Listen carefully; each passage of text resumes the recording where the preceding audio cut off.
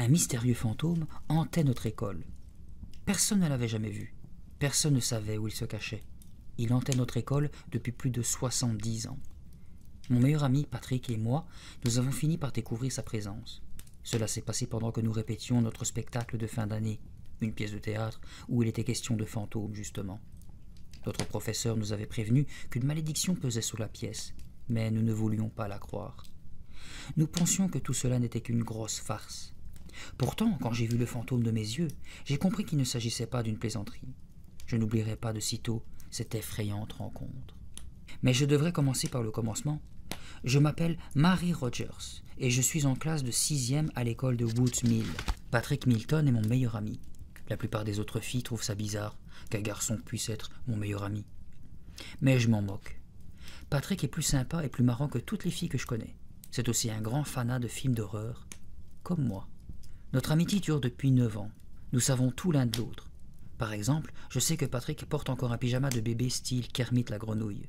Il n'aime pas que je dise ça aux gens. Ça le fait devenir rouge comme une tomate et ses taches de rousseur ressortent davantage. Patrick déteste ses taches de rousseur presque autant que je déteste mes lunettes. Je ne sais pas pourquoi. Au bout d'un moment, on ne les voit même plus. Et en été, quand il bronze, elles disparaissent complètement. J'aimerais bien que mes lunettes disparaissent elles aussi. Elles me donnent l'air tellement godiche. Certaines filles de l'école trouvent que Patrick est mignon. Je ne pense jamais à lui de cette façon. Je suppose que c'est parce que je le connais depuis toujours. En fait, depuis le jour où nos mères se sont rencontrées à leur club de bridge et ont découvert qu'elles habitaient dans la même rue. Cette histoire de fantôme a commencé il y a 3 semaines. Les cours étaient terminés. Je venais de sortir dans le couloir et j'essayais d'ouvrir le casier métallique où je range mes affaires. Mais ce fichu cadenas se bloque tout le temps et ça me rend folle. Je réussis enfin à ouvrir le casier, jeter mes livres à l'intérieur et claquer la porte. Pas question d'emporter du travail à la maison pendant le week-end. Depuis la minute où la cloche avait sonné, j'étais en vacances. 2 jours entiers sans école. Génial. À ce moment-là, un poing me frôle à l'oreille en sifflant et vint cogner le casier avec un bang sonore. « Alors, Marie, dit une voix dans mon dos, et tes devoirs scolaires à rapporter lundi ?» Me retournant, je me trouvais nez à nez avec le visage narquois de Patrick. Ses cheveux blonds, très longs devant et très courts, presque à ras derrière, lui retombaient sur l'œil. « Non, répondis-je, pas de travail à la maison, pas de bouquin, rien. Je suis totalement libre ce week-end. J'ai déjà tout fait. » Puis, j'eus une idée grandiose. « Patrick, tu crois que Richie pourrait nous emmener au festival du film d'horreur demain soir ?» Je mourais d'envie d'aller voir La créature du lagon noir au Cinéplex. Le film était en 3 dimensions. On vous remettait des petites lunettes spéciales à l'entrée. Si nous aimons, Patrick et moi, aller tout le temps voir des films d'épouvante, c'est juste pour nous tordre de rire aux moments les plus effrayants. Nous avons des nerfs d'acier. Rien ne nous fait peur. Ça m'étonnerait, dit-il, en rejetant en arrière sa grande mèche de cheveux. Richie est puni. Il n'a pas le droit de conduire la voiture pendant 1 semaine. N'y pense plus, Marie. Richie est le frère aîné de Patrick. Il passe la majeure partie de sa vie à être puni. Patrick balança son sac sur son épaule. Il m'examinait avec insistance. « Tu n'oublies pas quelque chose ?» reprit-il. « Quelque chose d'important ?» J'oubliais quelque chose. Je fronçais le bout du nez. Rien ne me venait à l'esprit. « Quoi ?» demandai-je finalement. « Allons, Marie, réfléchis. » Je n'avais pas la moindre idée de ce dont Patrick me parlait. Ramenant mes cheveux en queue de cheval, je les serrai à l'aide de l'élastique que j'avais autour du poignet. J'ai toujours un élastique autour de chaque poignet. « Vraiment, Patrick, je ne vois pas, marmonnai-je. Pourquoi ne me le dis-tu pas? Ce serait plus simple. » C'est alors que la mémoire me revint. « La distribution de la pièce, m'exclamai-je en me frappant le front. Patrick et moi, nous attendions depuis des semaines de savoir si nous avions un rôle à jouer dans la pièce de l'école. Je l'empoignai par la manche de sa chemise et l'entraînai jusqu'à l'auditorium. Notre vieille école dispose d'un grand auditorium, avec une vraie scène de théâtre. La salle peut accueillir des concerts et des conférences. Elle permet aussi à notre directeur, M. Lévy, de réunir à l'occasion toutes les classes et leur instituteur quand il a quelque chose à nous annoncer. Patrick et moi, nous adorons le théâtre. L'année précédente, nous avions passé une audition pour le spectacle de l'école et obtenu chacun un petit rôle dans une comédie musicale intitulée « Blanche Colombe et Vilain Messieurs ». Madame Walker, notre professeure, disait qu'elle envisageait pour cette année une pièce du genre effrayant. Effrayant ? C'était tout ce que nous avions besoin d'entendre. Nous voulions à tout prix faire partie de la distribution. Il y avait une foule d'élèves devant le tableau d'affichage, près de l'entrée de l'auditorium. Tous essayaient de lire la distribution des rôles. « Je suis si nerveuse, criai-je. Je ne peux pas regarder, Patrick. Tu vérifies pour moi, d'accord ? Ouais, pas de pro. Non, attends, je vais le faire. J'avais changé subitement d'avis, comme ça m'arrive tout le temps. Je me frayai un chemin parmi les élèves et, me mordillant le pouce, je cherchais des yeux la liste des noms sur le tableau. Mon regard s'arrêta par hasard sur un message qui m'était adressé. Je faillis m'arracher le pouce d'un coup de dent. Épinglé juste à côté de la distribution de la pièce, ce message disait « Marie Rogers, Monsieur Lévy veut te voir immédiatement dans son bureau. Tu es renvoyé de l'école. » Renvoyé ? J'ouvris la bouche, stupéfaite. Quel crime avais-je commis ces derniers jours? Que pouvait me reprocher Monsieur Lévy? Je me creusais en vain la cervelle. Renvoyé. Mon estomac se mit à faire des nœuds. Mes parents allaient être catastrophés. Puis j'entendis ricaner derrière moi. Je me retournai pour voir Patrick qui se tordait de rire. Je lui jetai un regard dédaigneux. « C'est toi qui as pondu ce message ?»« Naturellement, » répondit-il en gloussant de plus belle. Il a parfois un curieux sens de l'humour. Je n'y ai pas cru une seconde. Je parcourus de nouveau le tableau d'affichage et dus relire 3 fois la distribution de la pièce. J'avais du mal à en croire à mes yeux. « Patrick !» braillai-je au-dessus des têtes. « Toi et moi, nous sommes les vedettes !» Patrick eut d'abord l'air surpris, puis il me sourit d'un air entendu. « Ouais, bien sûr, » se moqua-t-il. « Mais je t'assure, nous avons les rôles principaux. Viens vérifier, tu vas jouer le fantôme. »« À d'autres, ma vieille. » Il ne me croyait toujours pas. « C'est la vérité, Pat, » dit une fille sur ma gauche. Chris Powell, une élève de notre classe, était là. J'ai l'impression que Chris ne m'aime pas beaucoup. Pourtant, je la connais à peine, mais elle me regarde toujours en fronçant les sourcils, comme si j'avais un bout d'épinard coincé entre les dents. « Laissez-moi voir cette liste !» s'écria Patrick en bousculant tout le monde. « Ouais, super! J'ai vraiment le rôle principal. Moi, je vais jouer Esmeralda, dis-je. Je me demande qui est cette Esmeralda. Peut-être la grand-mère timbrée du fantôme? Ou la femme sans tête qui surgit d'entre les morts pour... » « Arrête tes bêtises, Marie, » interrompit Chris en m'adressant un froncement de sourcils. « Esmeralda est seulement la fille d'un type qui possède un théâtre. » Elle avait dit ça comme si le rôle d'Esmeralda n'était qu'une broutille. « Et toi, Chris, quel rôle as-tu obtenu ?» demandai-je. Chris baissa les yeux, mal à l'aise. Quelques élèves se retournèrent pour entendre sa réponse. « Je suis ta doublure, » marmonna-t-elle en regardant le plancher. Si tu tombes malade le jour de la représentation, je jouerai le rôle d'Esmeralda à ta place. Mais je suis également responsable de tous les décors, s'empressa-t-elle d'ajouter avec orgueil. J'aurais voulu lui balancer quelque chose de méchant et de mesquin, quelque chose qui aurait remis l'orgueilleuse et supérieure mademoiselle Chris Powell à sa place devant tous les témoins. Mais rien ne me vint à l'esprit. Je décidai de l'ignorer. J'étais trop excité par la pièce pour la laisser me saper le moral. J'enfilai mon blouson et balançai mon sac par-dessus mon épaule. « Amène-toi, fantôme, » dis-je à Patrick. « On va hanter le voisinage. » Le lundi après-midi, les répétitions commencèrent sous la direction de Madame Walker, notre professeure. Toute la troupe était réunie dans l'auditorium. Madame Walker monta sur scène et promena son regard sur nous. Elle serrait un paquet de manuscrits contre sa poitrine. Madame Walker a des cheveux roux tout bouclés et de jolis yeux verts. Elle est très mince, aussi fine qu'un crayon. C'est un très bon professeur. Un peu trop strict, mais un bon professeur quand même. Patrick et moi avions choisi 2 sièges voisins, au 3e rang.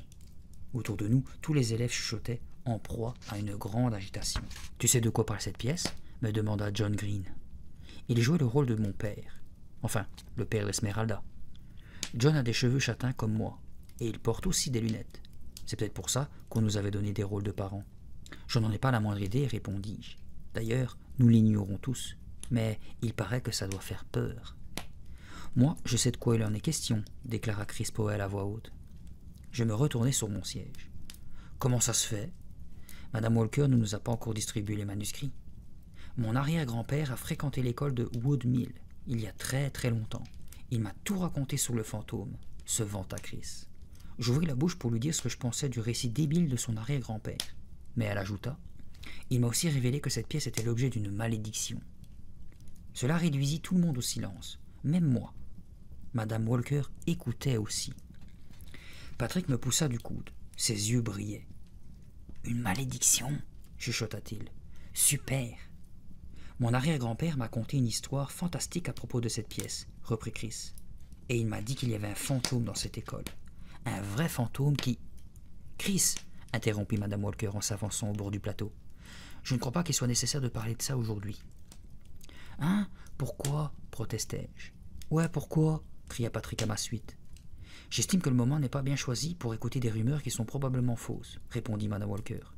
Je vais commencer par vous distribuer les manuscrits et... Est-ce que vous connaissez cette histoire? Lui demanda Chris. Oui, je l'ai entendue, mais je préfère que vous la gardiez pour vous, Chris.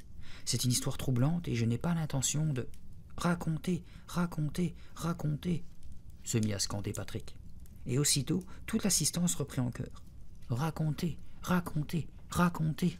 Madame Walker leva les mains pour nous imposer le silence, ce qui eut pour effet de nous exciter davantage. À présent, nous martelions le sol de nos pieds en scandant « Racontez, racontez, racontez !» D'accord, tonna-t-elle enfin. D'accord, je vais tout vous dire. Mais souvenez-vous que ce ne sont que des balivernes. Je ne voudrais pas vous faire peur. Vous n'y arriverez pas, rétorqua Patrick. Tout le monde se mit à rire. Toutefois, en observant Madame Walker, je vis qu'elle était mal à l'aise. Cela m'étonna. Notre professeur disait toujours qu'on pouvait aborder n'importe quel sujet avec elle. Pourquoi mettait-elle tant de mauvaise grâce à parler du fantôme? L'histoire remonte à 72 ans, commença Madame Walker, c'est-à-dire l'année où l'école primaire de Woodmill fut construite. Je suppose que l'arrière-grand-père de Chris la fréquentait cette année-là. Oui, s'écria Chris, il faisait partie des premiers élèves de l'école. Il n'était alors que 25 en tout.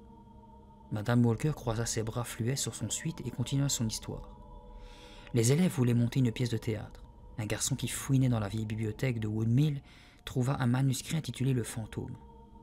C'était une pièce assez effrayante à propos d'une jeune fille kidnappée par un mystérieux fantôme. Le garçon la montra à son professeur. Celle-ci la jugea intéressante et décida de la monter. Ce serait une grande production avec des tas d'effets spéciaux destinés à provoquer l'effroi des spectateurs. Mon regard rencontra celui de Patrick. Des effets spéciaux? C'était super. Les répétitions du fantôme commencèrent, reprit Madame Walker. Le garçon qui avait découvert la pièce à la bibliothèque obtint le rôle principal, celui du fantôme. Tout le monde se tourna vers Patrick.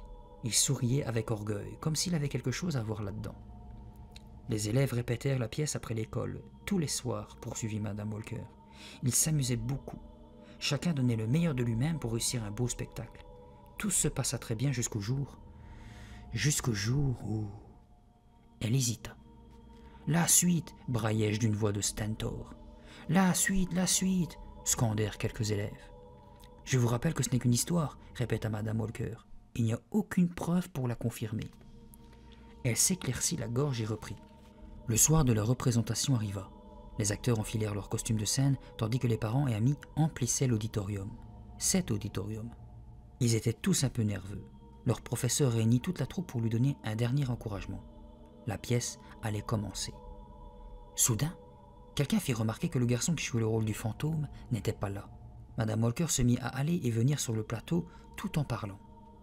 On l'appela, on le chercha dans les coulisses, mais on ne trouva pas le fantôme, la vedette de la pièce. Il avait disparu. Les élèves se répandirent dans toute l'école en l'appelant, sans succès.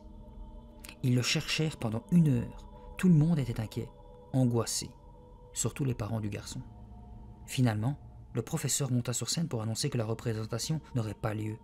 Mais avant qu'elle n'ait le temps de parler, un horrible cri retentit dans l'auditorium. Madame Walker cessa ses allées et venues. C'était un hurlement de terreur. Les gens racontèrent plus tard qu'il leur glaça le sang. À ce cri succéda le silence. Un long silence pesant. On fouilla de nouveau l'école dans ses moindres recoins. Le garçon demeura introuvable. Madame Walker s'interrompit. Nous étions muets comme des carpes. Personne n'osait respirer. On ne devait plus le revoir, conclut-elle. Je pense qu'on peut dire que le fantôme devint un vrai fantôme. Il s'évanouit, tout simplement. Et la pièce ne fut jamais jouée. Elle nous regarda. Ses yeux parcouraient nos visages, attentifs. « Tout ça me flanque la frousse », murmura quelqu'un derrière mon dos. « Tu crois que c'est vrai ?» chuchota quelqu'un d'autre. Et soudain, juste à côté de moi, John Green laissa échapper une exclamation étouffée. « Non !» gémit-il en montrant une des entrées de l'auditorium. « Le voilà, c'est le fantôme !» Je me tournai, en même temps que les autres, et vis la face hideuse du fantôme qui nous adressait un ricanement déplaisant. John Green se mit à crier, puis d'autres élèves, et même Chris. Les traits du fantôme étaient déformés par un affreux rictus. Ses cheveux rouges se dressaient sur sa tête. Un de ses yeux globuleux jaillissait hors de son orbite. Un chapelet de points de suture soulignait la profonde cicatrice qui lui balafrait le côté du visage. « Bouh !» hurla-t-il en bondissant vers nous. Autre concert de cris. Je me contentais de hausser les épaules. Je savais que c'était Patrick. Je l'avais déjà vu porter ce masque stupide. Il le gardait enfermé dans son casier, à tout hasard. « Arrête, Patrick, je meurs de peur, lui dis-je. » Il retira son masque par les cheveux et sourit à la ronde, tout heureux du bon tour qu'il venait de jouer. Les élèves riaient à présent. L'un d'eux lui jeta une canette de limonade vide. Un autre tenta de lui faire un croche-pied tandis qu'il regagnait son siège. « Très drôle, Patrick, » soupira Madame Walker. « J'espère que le fantôme va nous laisser travailler en paix maintenant. »« Pourquoi tu fais ça ?» lui chuchotai-je. « Parce que j'en avais envie, » me répondit-il avec son sourire désarmant. « Est-ce que nous serons les premiers élèves à jouer cette pièce ?» demanda John à Madame Walker. Notre professeur hocha la tête. « Oui, John. Après la disparition de ce garçon, il y a 72 ans, l'école a décidé de détruire les manuscrits et le décor de la pièce. Toutefois, un manuscrit a été oublié dans une vieille malle pendant toutes ces années. C'est pourquoi nous allons pouvoir donner la toute première représentation du fantôme. » Les élèves s'agitèrent bruyamment. Il fallut un moment à Madame Walker pour ramener le silence. « Écoutez-moi, dit-elle. Je vous rappelle que ce n'est qu'une légende. Je ne vous ai raconté tout ça que pour vous mettre dans l'ambiance. »« Et la malédiction dont parlait Chris ?» criai-je. « Oui, renchérit Chris. Mon arrière-grand-père dit que cette pièce est maudite et que le fantôme ne laissera personne la jouer. D'après lui, le fantôme se cache toujours dans notre école. Il hante les lieux depuis plus de 70 ans. Mais personne ne l'a jamais vu. »« Excellente nouvelle !» déclara Patrick, tout excité, l'œil pétillant. Certains élèves éclatèrent de rire. D'autres avaient l'air plutôt mal à l'aise, comme effrayés. « Ce sont des sornettes !» répliqua Madame Walker. « Passons plutôt aux choses sérieuses maintenant. Qui veut m'aider à distribuer les manuscrits que j'ai photocopiés? Je veux que vous les emportiez à la maison pour commencer à étudier vos rôles. » Je m'élançai en même temps que Patrick. Madame Walker nous tendit une pile de manuscrits qu'elle nous laissa distribuer. Quand je voulus remettre le sien à John, il hésita avant de le prendre et demanda. « Et si la malédiction était vraie ?»« John, pour l'amour du ciel, dit Madame Walker. Assez parlé du fantôme et de cette stupide malédiction, d'accord? Nous avons autre chose à... » Elle ne termina pas sa phrase, mais poussa un grand cri. Je me tournai vivement vers la scène. Madame Walker avait disparu. Les manuscrits me tombèrent des mains. Je me ruai vers la scène. « Elle s'est volatilisée comme ça ?» bredouilla John en claquant des doigts. « Mais c'est impossible !» hurla une fille. Patrick vint me rejoindre au bord du plateau. « Madame Walker ?» appelai-je. « Madame Walker, où êtes-vous » Silence. « Madame Walker, vous m'entendez » cria Patrick. C'est alors que sa réponse parvint faiblement à nos oreilles. « Je suis là-dessous !»« Là-dessous » s'étonna Patrick. « Où ça ?»« Là-dessous, sous le plancher ?» C'était de là que sa voix semblait venir. « Aidez-moi à remonter » reprit-elle. « Qu'est-ce que c'est que cette histoire » me dis-je. Comment se fait-il que nous l'entendions sans la voir? Je grimpai sur le plateau et repérai immédiatement le grand trou carré au milieu de la scène. Patrick et d'autres élèves se penchèrent avec moi sur cette ouverture. Madame Walker avait la tête levée vers nous. Elle se tenait sur une petite plateforme à 2 mètres environ au-dessous de nous. « Il faut faire remonter la plateforme, dit-elle. « Et comment on s'y prend ?» demanda Patrick. « Allez voir en coulisses, à gauche, ordonna Madame Walker. Sur le tableau qui sert à régler les projecteurs et les changements de décor, il doit avoir une manette marquée « Trappe ». Patrick s'éloigna et cria quelques instants après. « Je l'ai !» Il actionna la manette. On entendit un choc sourd, suivi d'un grincement de métal rouillé. Peu à peu, la plateforme s'éleva. Madame Walker reprit pied sur la scène et nous sourit en époussetant sa jupe. « J'avais oublié la trappe » s'excusa-t-elle. « J'aurais pu me casser une jambe ou me rompre le cou, mais Dieu merci, il n'en est rien. »« Une trappe ?» fis-je interloqué. « Oui, elle a été aménagée pour la première représentation du fantôme et n'a jamais servi, hélas, jusqu'à maintenant. Je l'ai ouverte moi-même avant la répétition pour vous la montrer, et cela m'est complètement sorti de la tête. » Du coin de l'œil, je vis que Patrick buvait les paroles de notre professeur. La trappe devait permettre au fantôme d'apparaître et de disparaître comme par magie, reprit celle-ci. C'était en quelque sorte le clou du spectacle, un effet spécial très impressionnant à l'époque. Patrick semblait au comble de l'excitation. « Si je comprends bien, je serai le seul à l'utiliser dans la pièce? Est-ce que je peux l'essayer, s'il vous plaît ?»« Pas encore, Patrick, » répondit Madame Walker d'un ton ferme. Il faut d'abord que je leur fasse vérifier pour des raisons de sécurité. En attendant, je vous interdis de jouer avec ça. » Mais Patrick était déjà à quatre pattes, l'examinant avec intérêt. Madame Walker prit son air sévère. « Est-ce que c'est compris, Patrick ?» Il se releva en poussant un soupir et murmura docilement. « Oui, Madame Walker. »« À la bonne heure. À présent, retournez vous asseoir. J'aimerais que nous lisions le fantôme en entier avant de nous séparer, juste pour vous faire une idée de l'histoire et des personnages. » Tout le monde regagna sa place. Le visage de Patrick retint mon attention. Il avait le front plissé, le sourcil gauche en accent circonflexe. Il mijotait quelque chose. Il nous fallut plus d'1 heure pour lire la pièce. Elle était à la fois effrayante et pleine de rebondissements. Je pourrais vous la résumer ainsi. Un homme nommé Carlo possède un très vieux théâtre où se donnent des pièces et des concerts. Carlo est convaincu que son théâtre est hanté. Il se trouve qu'un mystérieux individu vit dans le sous-sol du théâtre en se faisant effectivement passer pour un fantôme. Son visage est défiguré, il ressemble à un monstre et se cache derrière un masque. La fille de Carlo, Esmeralda, finit par tomber amoureuse du fantôme et projette de s'enfuir avec lui. Mais son beau fiancé, Eric, découvre le poteau rose. Eric est amoureux d'Esmeralda. Il traque le fantôme jusque dans sa demeure au fond d'un passage secret. Tous deux se battent en duel, et Eric tue le fantôme. Esmeralda en a le cœur brisé. Elle s'en va pour toujours, et le fantôme devient un vrai fantôme. Il hantera le théâtre à jamais. La lecture de la pièce nous plut énormément. Tout en lisant les répliques d'Esmeralda, je me demandais quel effet cela me ferait de les dire sur scène, en costume. À un moment, je levai les yeux et je vis que Chris articulait silencieusement mes phrases en même temps que je les lisais à voix haute. Elle s'arrêta net quand elle s'aperçut que je la regardais et fit comme si de rien n'était. « Chris est d'une jalousie féroce, me dis-je. Elle doit être prête à tout pour interpréter Esmeralda. » J'eus un peu pitié d'elle, et l'idée que j'allais m'attirer sa haine en jouant le rôle qu'elle convoitait ne m'enchantait guère. Je l'oubliais vite cependant, car j'avais une foule de répliques à lire. Esmeralda quittait rarement la scène. Le rôle était vraiment important. La lecture s'acheva sur des applaudissements enthousiastes et des cris d'acclamation. « C'est bon les enfants, dit Madame Walker. Rentrez chez vous maintenant, et commencez à apprendre vos rôles. Prochaine répétition demain, à la même heure. » Comme je suivais les autres vers la sortie, Patrick me retint par le bras et m'attira derrière un pilier. « Patrick, qu'est-ce que tu fabriques ?» Il posa son doigt sur ses lèvres. « Chut, laisse-les partir. » Je risquai un coup d'œil derrière le pilier. Madame Walker rassemblait ses affaires. Elle prit son sac, éteignit toutes les lumières, à l'exception d'une veilleuse qui projetait sur la scène une lueur blafarde, et s'éloigna. « Pourquoi doit-on se cacher comme ça ?» chuchotai-je avec impatience. Patrick me sourit. « On va essayer la trappe. »« Hein ? On va la faire marcher. Vite, pendant qu'il n'y a personne. » Je regardais autour de moi. L'auditorium était à présent noir et désert. « Allez, remue-toi, dit Patrick en m'entraînant. Juste un essai, d'accord ? Après tout, qu'est-ce qu'on risque ? Bon, d'accord. Au fond, Patrick avait raison. Que pouvait-il nous arriver ?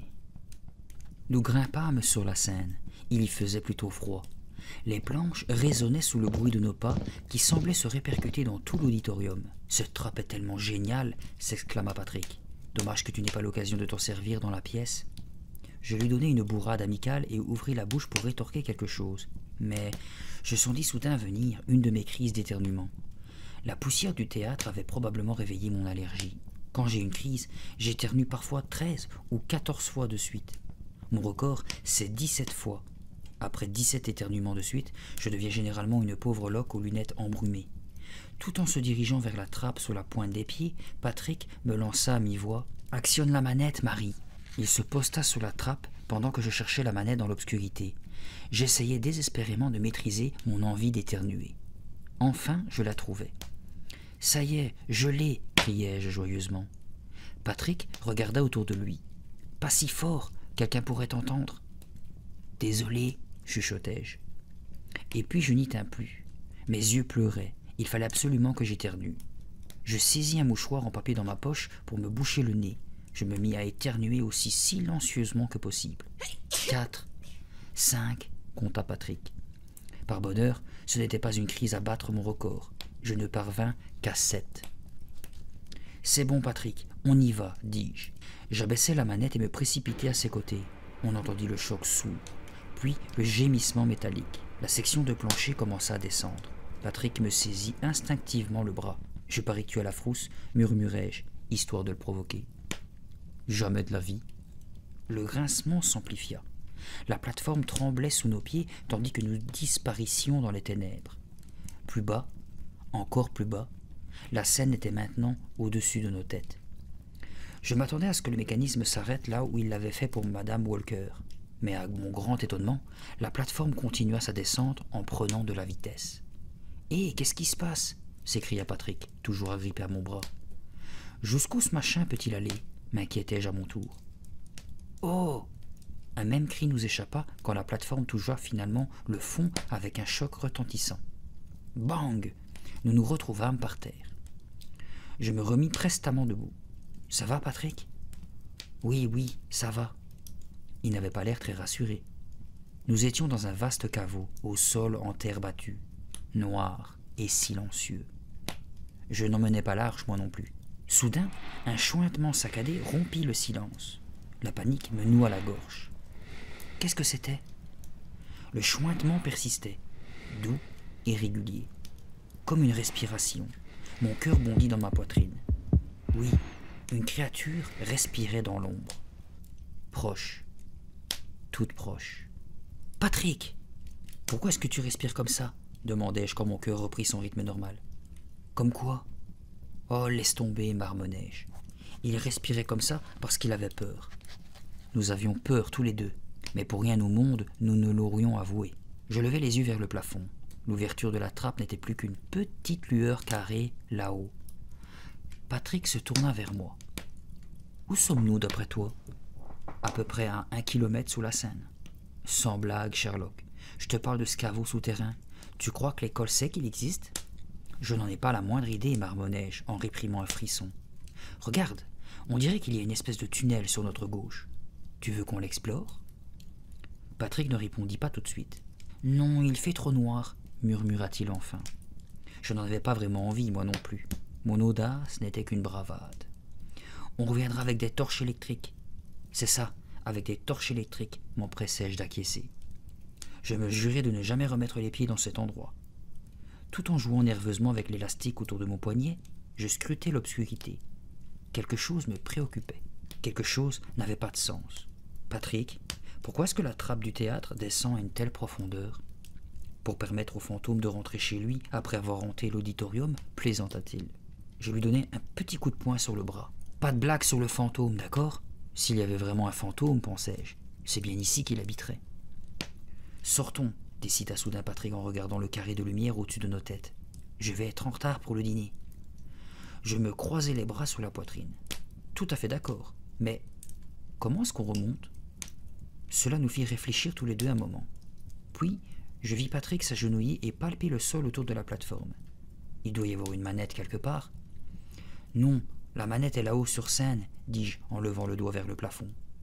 Il doit bien y avoir un interrupteur, un levier ou un bouton à actionner, cria-t-il exaspéré. Sa voix était devenue perçante. Oui, mais où? Demandai-je sur le même ton.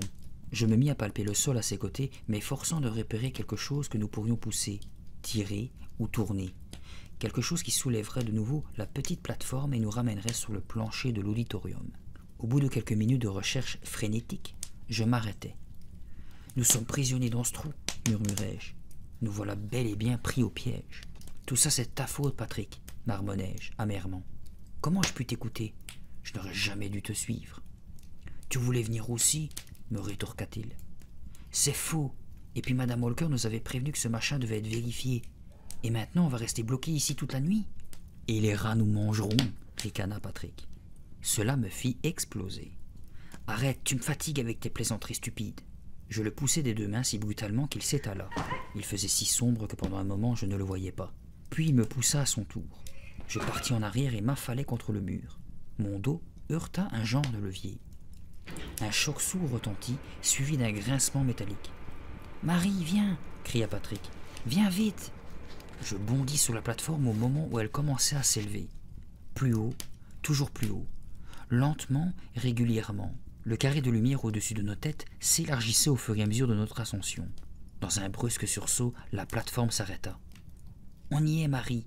brailla Patrick en me donnant une tape dans le dos. Mais nous n'avions pas encore atteint le plancher. La plateforme venait de s'immobiliser à 2 mètres environ sous lui, comme pour Madame Walker. La seule façon d'obliger la plateforme à remonter jusqu'au bout était sans doute d'actionner la manette qui se trouvait en coulisses, là-haut. « Fais-moi la courte échelle, me dit Patrick. Je mis mes mains en coupe. Il posa son pied dedans, puis parut hésiter. « Attends, et si le fantôme nous guettait derrière le rideau de scène? Tu ferais peut-être mieux d'y aller la première? »« Ha ha, très drôle, marmonnai-je. Je suis morte de rire. »« D'accord, j'y vais. » Il était à la fois sportif et léger. Il agrippa le rebord de la trappe, prit appui sur ses avant-bras, grimpa sur la scène et disparut de ma vue. J'attendis qu'il me tende la main pour m'aider à remonter à mon tour. Une bonne minute s'écoula. « Patrick » appelai-je d'une voix étranglée. Qu'est-ce qu'il fabriquait? « Patrick, où es-tu? Viens m'aider. Je n'arriverai pas à remonter toute seule. » Une autre minute s'écoula. Elle me sembla durer 1 heure. Je compris tout à coup ce qu'il mijotait. Cette espèce de grand crétin voulait me faire peur. « Ça suffit comme ça. » J'avais eu mon compte des plaisanteries de Patrick Milton pour la journée. « Laisse tomber. Aide-moi, nom d'une pipe. » Finalement, ses mains se tendirent vers moi par-dessus le rebord de la trappe. J'étais furieuse. Il ne fallait pas te presser, surtout. J'empoignai ses 2 mains et le laissai me hisser sur scène à mon tour. La lumière m'aveugla 1 seconde. « Tu sais que tu n'es pas drôle, aboyai-je. Me faire poireauter comme ça, tu n'as vraiment pas... » Je m'interrompis brusquement. Ce n'était pas Patrick qui venait de m'extirper de la trappe. Les yeux noirs d'un inconnu me dévisageaient avec hostilité. Je déglutis. L'étrange petit homme qui me fusillait du regard portait un informe pantalon gris, ainsi qu'un sweat gris trop grand et déchiré au col. Il était visiblement âgé, mais menu comme un enfant. Il mesura à peine quelques centimètres de plus que moi. Une épaisse crinière de cheveux blancs retombait en désordre sur son front. Une profonde cicatrice rougeâtre lui zébrait tout à côté du visage, le faisant ressembler au masque de Patrick. Une pensée effarante me traversa l'esprit. On dirait un fantôme. Qui êtes-vous? Bégayai-je. Je suis Émile, le veilleur de nuit, croissa-t-il. Où est mon ami? Je suis là, Marie, cria Patrick derrière moi. Je me retournai. Il se tenait de l'autre côté de la trappe, les mains dans les poches de son jean. Patrick, m'exclamai-je, où diable étais-tu? Pourquoi tu ne... L'école est fermée, grogna le veilleur de nuit. Vous allez me dire ce que vous faites ici tous les deux? Sa voix était râpeuse comme du papier de verre. Nous avons répété une pièce de théâtre après les cours, dit Patrick en se rapprochant. Je renchéris. C'est exact, nous avions une répétition. Le veilleur continuait de me regarder d'un air soupçonneux. Une répétition? Pourtant vous êtes seul. Où sont les autres? J'hésitais.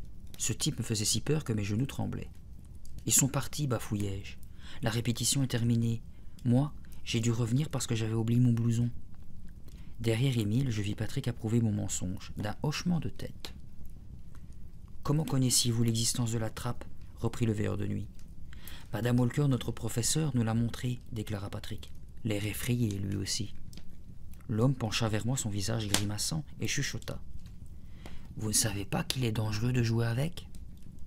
Il était si proche que je pouvais sentir son souffle tiède sur ma peau. Ses yeux restaient rivés aux miens.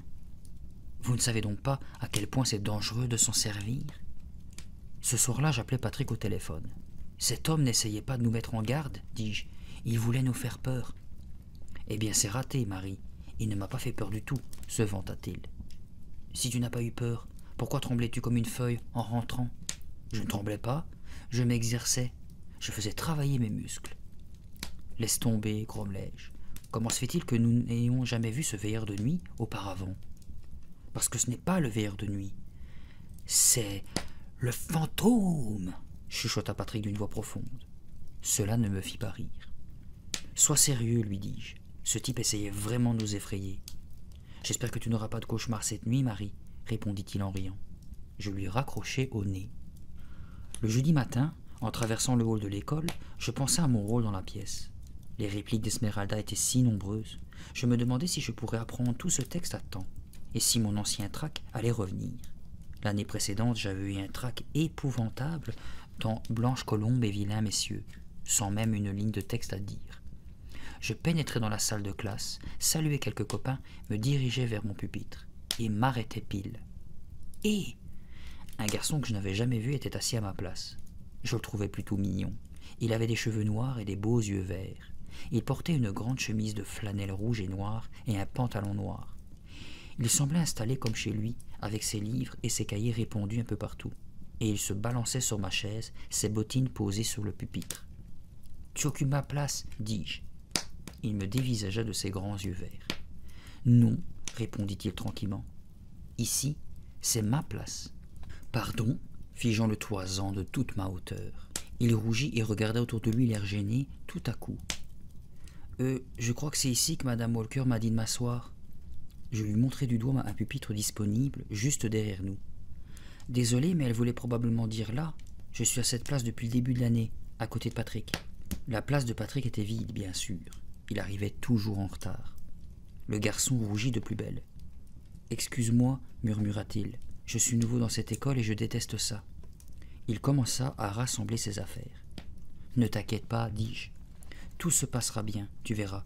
Madame Walker est plutôt sympa. » Je me présentai. Il se leva et me tendit la main avec une certaine raideur. Il était un peu plus grand que moi. « Je m'appelle Jeffrey Colson. Mes parents viennent d'aménager à Woodmill. Nous sommes originaires de l'Indiana. » Je lui confiai que je n'étais jamais allé dans l'Indiana.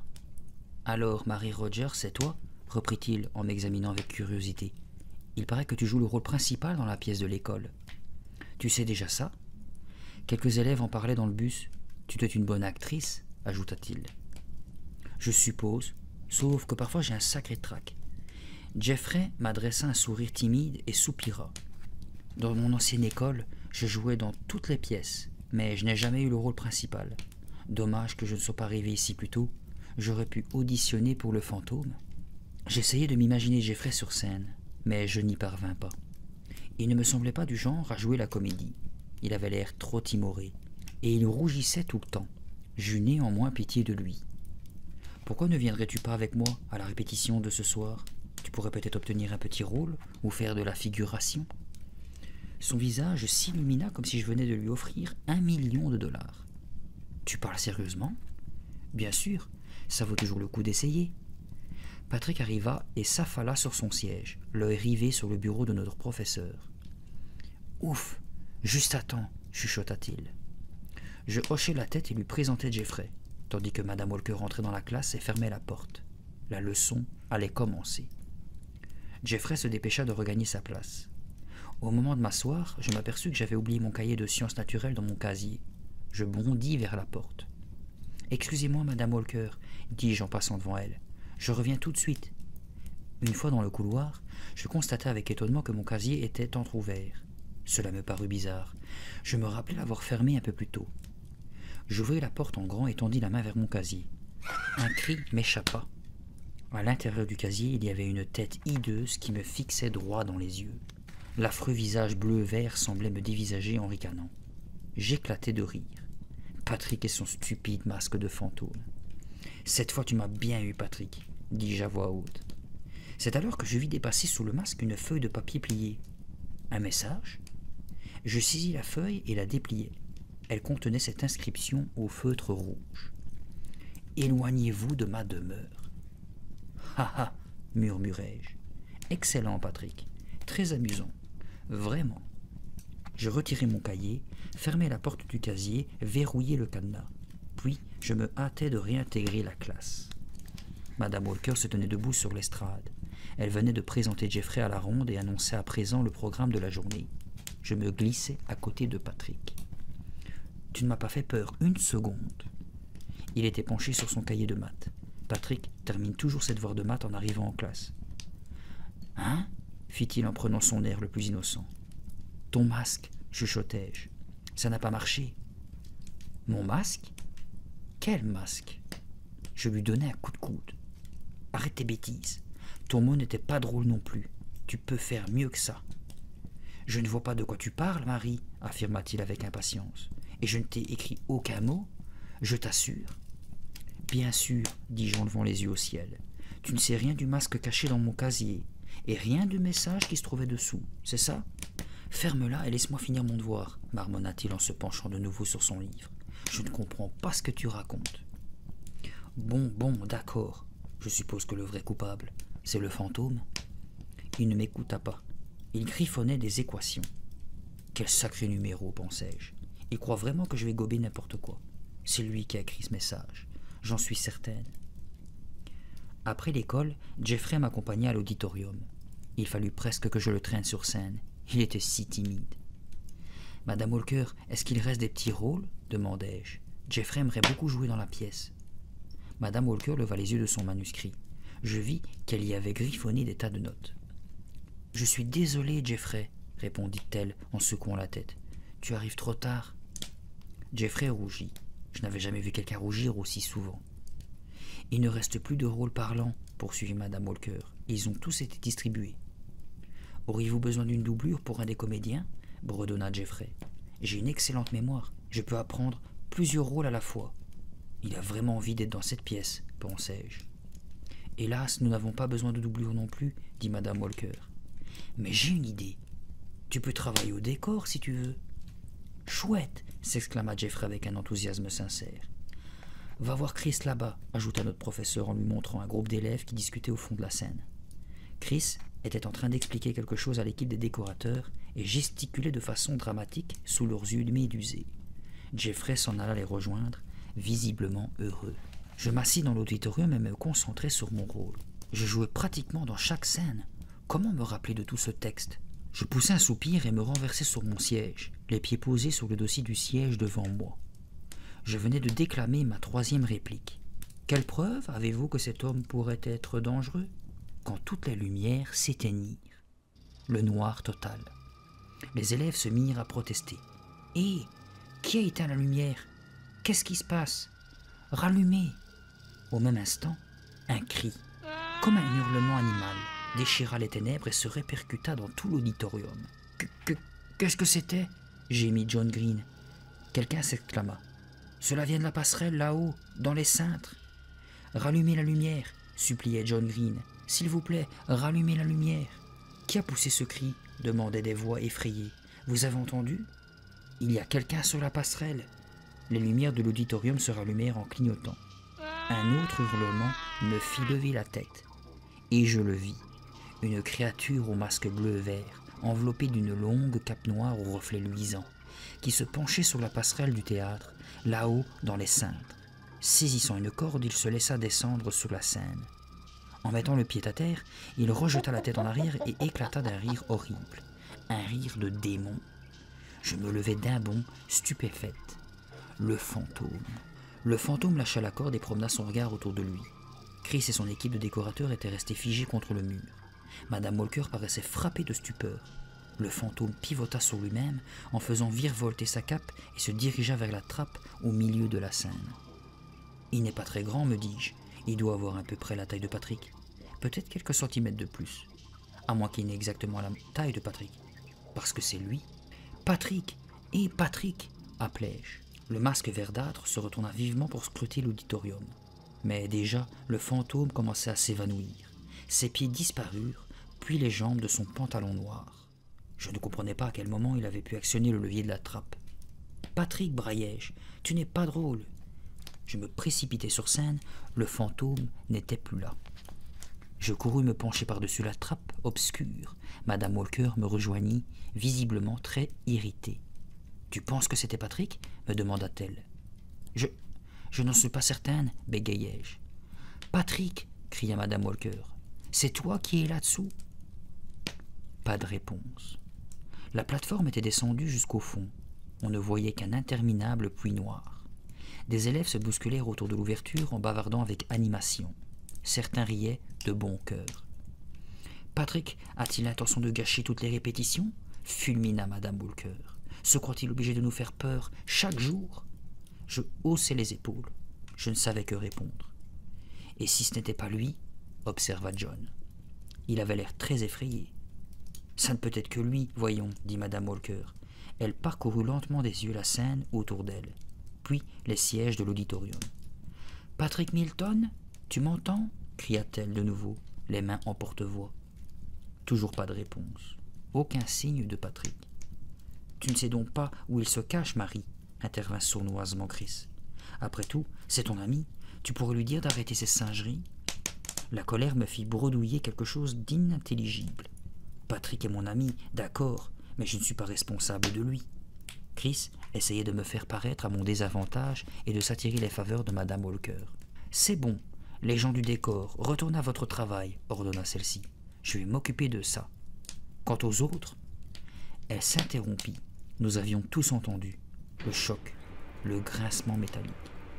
La trappe, m'exclamai-je. La plateforme remonte. Parfait, marmonna Madame Walker. Elle croisa les bras sur sa poitrine et fixa l'ouverture de la trappe d'un œil sévère. Je vais pouvoir dire à Patrick ce que nous pensons de sa petite plaisanterie. Sa dernière plaisanterie d'ailleurs. Oh oh, pensai-je, pauvre Patrick. Madame Walker est une personne charmante, à condition de ne pas provoquer sa colère. Si par malheur cela vous arrivait, si vous l'ameniez à se croiser les bras en vous regardant d'un air mauvais, alors là, vous courriez de gros ennuis, parce qu'elle pouvait se montrer vraiment vache. Je savais que Patrick ne cherchait qu'à s'amuser un peu à nos dépens. Il adore attirer l'attention. Il adore faire peur aux gens. Il essayait de prouver que nous étions tous des petits froussards, et pas lui. Mais cette fois, le jeu se retournait contre lui. Il était allé trop loin. Et Madame Walker l'attendait, les bras croisés, le regard féroce. Va-t-elle le renvoyer de la pièce, me demandai-je, ou va-t-elle se contenter de lui passer un savon? Le grincement métallique s'intensifia, faisant vibrer les planches. Puis, il cessa brusquement. La plateforme avait dû s'arrêter comme d'habitude à 2 mètres au-dessous de la scène. Pauvre Patrick, pensai-je, il ne sait pas ce qu'il attend. Je me penchai pour le voir apparaître et j'écarquillai les yeux, stupéfaite. La plateforme était vide. Patrick, ou qui que ce fût, l'avait renvoyé avant de disparaître dans le souterrain au-dessous de l'école. Patrick ne ferait pas ça, me dis-je. Il ne serait pas assez fou pour descendre dans ces ténèbres tout seul, sans avoir la moindre idée de ce qu'il pourrait rencontrer en bas. Madame Walker annula la répétition. Elle demanda toutefois à l'équipe des décorateurs de rester pour peindre la toile de fond. Les autres pouvaient rentrer chez eux et continuer à apprendre le rôle. J'aurai une longue conversation avec ce voyou quand je mettrai la main sur lui, déclara-t-elle, furieuse. Puis elle tourna les talons et sortit de l'auditorium. Je pris mon temps pour rentrer chez moi. Je pensais à Patrick tout le long du chemin. J'y pensais tellement que je dépassais ma maison. Au bout de ma rue, je vis la voiture rouge de sa mère se garer devant leur portail. Protégeant mes yeux du soleil couchant, je vis ensuite Madame Milton sortir de la voiture. Patrick apparut de l'autre côté. « Patrick !» appelai-je en courant vers lui. Sa mère me fit un petit signe amical et s'engouffra dans la maison. Lui avait l'air surpris de me voir. « La répétition est déjà finie ?»« Oui, grâce à toi, marmonnai-je. »« Hein? Qu'est-ce que j'ai encore fait ?»« Personne n'a trouvé ça drôle, Patrick. Sans compter que maintenant tu vas avoir de gros ennuis avec Madame Walker. » Il fronça les sourcils, prétendant ne pas comprendre. « Qu'est-ce que tu racontes, Marie? Comment puis-je avoir des ennuis? Je n'étais même pas là. »« À d'autres, je t'ai reconnu. » Il secoua la tête. Ses taches de rousseur semblèrent devenir plus foncées. Ses cheveux blonds s'agitaient au vent. « Je te répète que je n'étais pas là. J'ai prévenu Madame Walker de mon absence. Je lui ai dit ce matin que je ne pouvais pas assister à la répétition. » Pour pouvoir mettre ton masque et ta cape et descendre de la passerelle à l'aide d'une corde, demandai-je d'un air soupçonneux. Non, j'avais rendez-vous chez le dentiste. Je le regardais, abasourdi. Pas la peine de faire cette tête-là, Marie. Il s'agissait seulement d'un examen de routine. Tu n'étais pas à l'école, bégayai-je. Puisque je te le dis. Mais alors, qui était le fantôme? Articulai-je dans un souffle. Un mystérieux sourire apparut sur son visage. C'était toi, criai-je, furieuse. Tu nous as fait ton numéro de fantôme et ensuite tu es parti à ton rendez-vous chez le dentiste. C'est ça, Patrick? C'est ça, hein? Il se contenta d'éclater de rire et ne voulut pas me répondre. Après les cours, le lendemain après-midi, je me rendis à la répétition en compagnie de Jeffrey. Il était particulièrement mignon. Il portait un gilet noir sur un t-shirt blanc uni et un jean délavé. « Tu t'entends bien avec Chris ?» lui demandai-je. « Pas trop mal, » répondit-il. « Elle est plutôt autoritaire. Mais elle m'a laissé m'occuper de la toile de fond sans trop intervenir. » Je saluai quelques élèves qui rentraient chez eux. Au bout du couloir, j'aperçus John et Chris qui se dirigeaient vers l'auditorium. « Est-ce que Patrick a mis les choses au point avec Madame Walker ?»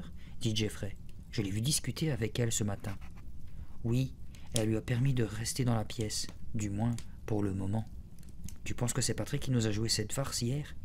Je hochai la tête. « Oui, j'en suis convaincu. Il aime effrayer les gens. C'est son passe-temps favori depuis son plus jeune âge. J'imagine qu'il veut nous faire croire qu'un vrai fantôme hante l'école. » Et j'ajoutai en souriant, « Mais on ne me fait pas peur si facilement. » Peu après le début de la répétition, Madame Walker nous fit monter sur le plateau, Patrick et moi, afin de nous indiquer quelques déplacements tandis que nous répétions une de nos scènes. Elle appelait ça « prendre ses marques ». Elle demanda aussi à Chris et à Robert Hernandez, la doublure de Patrick, d'être présents. Madame Walker voulait qu'ils apprennent notre mise en place à tout hasard. À tout hasard, pensai-je. Puis je me rappelai la déclaration de Chris. « Si tu tombes malade, le soir de la représentation, je jouerai ton rôle à ta place. »« Chris, mon chou, je ne voudrais pas te flanquer la jaunisse, marmonnai-je entre mes dents, mais j'ai l'intention d'être en pleine forme ce soir-là. Alors ne te fais pas d'illusions et amuse-toi bien à peindre ton décor. » Je sais, ce n'était pas très gentil de ma part, mais Chris le méritait. Madame Walker montra à Patrick où il devait se tenir. Je me postai dans les coulisses avec Chris, côté jardin, attendant le signal de mon entrée. « Alors, Patrick a eu une petite conversation avec Madame Walker ce matin, » me dit-elle. Je l'ai entendu lui raconter qu'il était chez le dentiste, et donc qu'il ne pouvait pas être celui qu'on a vu descendre sur scène en se balançant sur une corde. Je lui chuchotai de se taire afin de repérer mon signal. Trop tard, Madame Walker appela mon nom. « Marie Rogers !»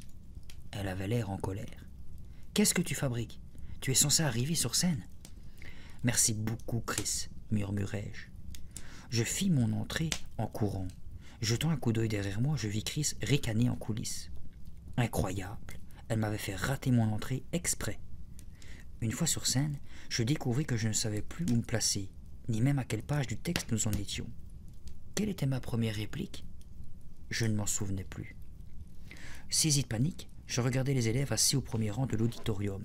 Ils me dévisagèrent, attendant que je parle. J'ouvris la bouche, mais rien n'en sortit. « Ta réplique, c'est « Y a-t-il quelqu'un » cria Chris en coulisses d'une voix de stentor. « La vache !» me dis-je amèrement. Chris ne reculera devant rien pour me ridiculiser. Elle espère que Madame Walker finira par m'éjecter de cette pièce. J'étais si furieuse que j'en avais la tête qui tournait. Je n'arrivais plus à penser. Je répétais bêtement ma réplique, puis respirais un bon coup pour me calmer. Patrick avait la réplique suivante. Il devait apparaître sur scène et faire peur à Esmeralda. Mais Patrick n'était plus là. Je ne le voyais nulle part. Madame Walker s'avança jusqu'à l'avant-scène, les poings sur les hanches. Elle tapait du pied avec impatience. L'auditorium était silencieux à l'exception de ce tap-tap-tap. Madame Walker semblait très contrariée. « Où est Patrick ?» demanda-t-elle d'une voix éteinte. « Qu'est-ce qu'il fabrique encore? Est-ce qu'il va descendre des combles en costume, une fois de plus ?» J'aurais dû deviner ce que Patrick était en train de manigancer. Mais cela ne me traversa l'esprit qu'au moment où j'entendis un bruit familier, le choc sonore, le grincement régulier. La plateforme de la trappe, elle montait. Je poussai un soupir. « Voilà Patrick », dis-je à Madame Walker. Et une seconde plus tard, Patrick apparut, arborant son affreux masque bleu-vert. Je reculai pour mieux le voir surgir des profondeurs. C'était assez impressionnant, très dramatique. Il s'éleva lentement au-dessus du plancher. La plateforme s'immobilisa. Patrick resta ainsi un long moment à parcourir des yeux l'auditorium, comme s'il posait pour une photographie. Il était en costume complet, le masque, une cape noire qui descendait jusqu'à ses chevilles, une chemise et un pantalon noir. « Quel petit coq, me dis-je. Il adore que tous les regards soient braqués sur lui. Il se trouve génial. » Puis il s'avança vers moi à grandes enjambées. À travers son masque, ses yeux plongèrent dans les miens. J'essayais de me rappeler ce que j'avais à dire. Mais avant que je ne puisse prononcer un mot, il m'agrippa les épaules et me secoua violemment. Un peu trop violemment. « Du calme, Patrick, pensai-je. Ce n'est qu'une répétition. »« Allez-vous-en » me souffla-t-il dans un chuchotement furieux. J'ouvris la bouche pour répondre, mais les mots s'étranglèrent dans ma gorge. Je venais de voir quelqu'un me faire des signes en coulisses. Des signes désespérés. C'était Patrick. Quelque chose ne tournait pas rond. Si Patrick se tenait là-bas, en coulisses, qui donc m'étreignait les épaules en me menaçant derrière ce masque? « Au secours !» hurlai-je en tentant de me libérer. « Au secours !»« Non, Marie !» rectifia Madame Walker. « Tu dois dire « Au secours, mon père, aidez-moi !» Elle n'avait rien compris. Ne voyait-elle pas que j'étais aux prises avec un vrai fantôme qui me secouait comme un prunier? Soudain, le fantôme approcha son masque de mon oreille et me chuchota. « Éloignez-vous, éloignez-vous de ma demeure. » Et avant que je ne puisse réfléchir davantage, il me lâcha, prit son élan, franchit d'un bond vertigineux la distance qui le séparait de la salle pour s'éloigner à toute allure le long de l'allée centrale, sa cape flottant derrière lui. Je le vis pousser les portes de l'auditorium et disparaître. Certains élèves applaudirent. J'entendis Chris demander « C'est dans la pièce, ça ?» Patrick me rejoignit en courant. « Marie, tu vas bien ?»« Je n'en sais rien, » répondis-je. Je me sentais vraiment secoué, c'était le cas de le dire. « Quelle aventure !» s'exclama Patrick.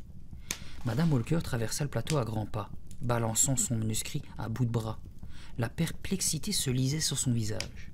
« Quelqu'un peut-il m'expliquer ce qui vient de se passer ?» demanda-t-elle.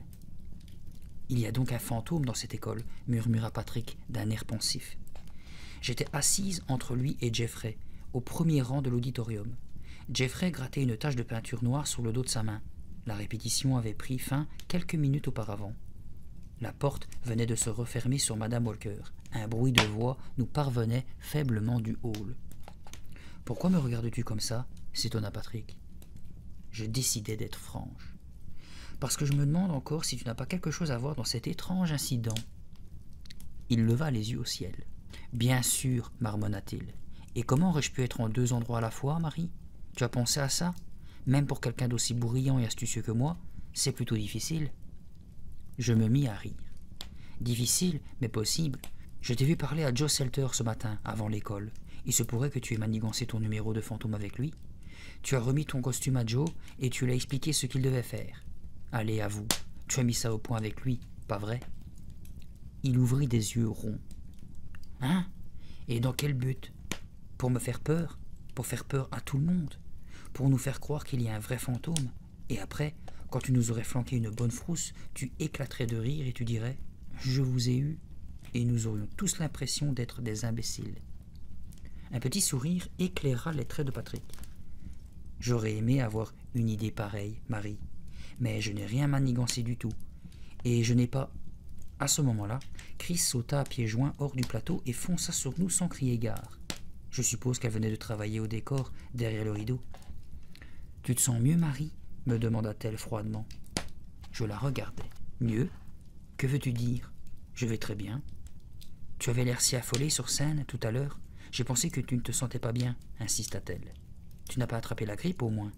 Il paraît qu'il y a un virus redoutable qui se balade ces temps-ci. » Sans me laisser le temps d'ouvrir la bouche, elle s'éloigna rapidement dans l'allée centrale et sortit de l'auditorium.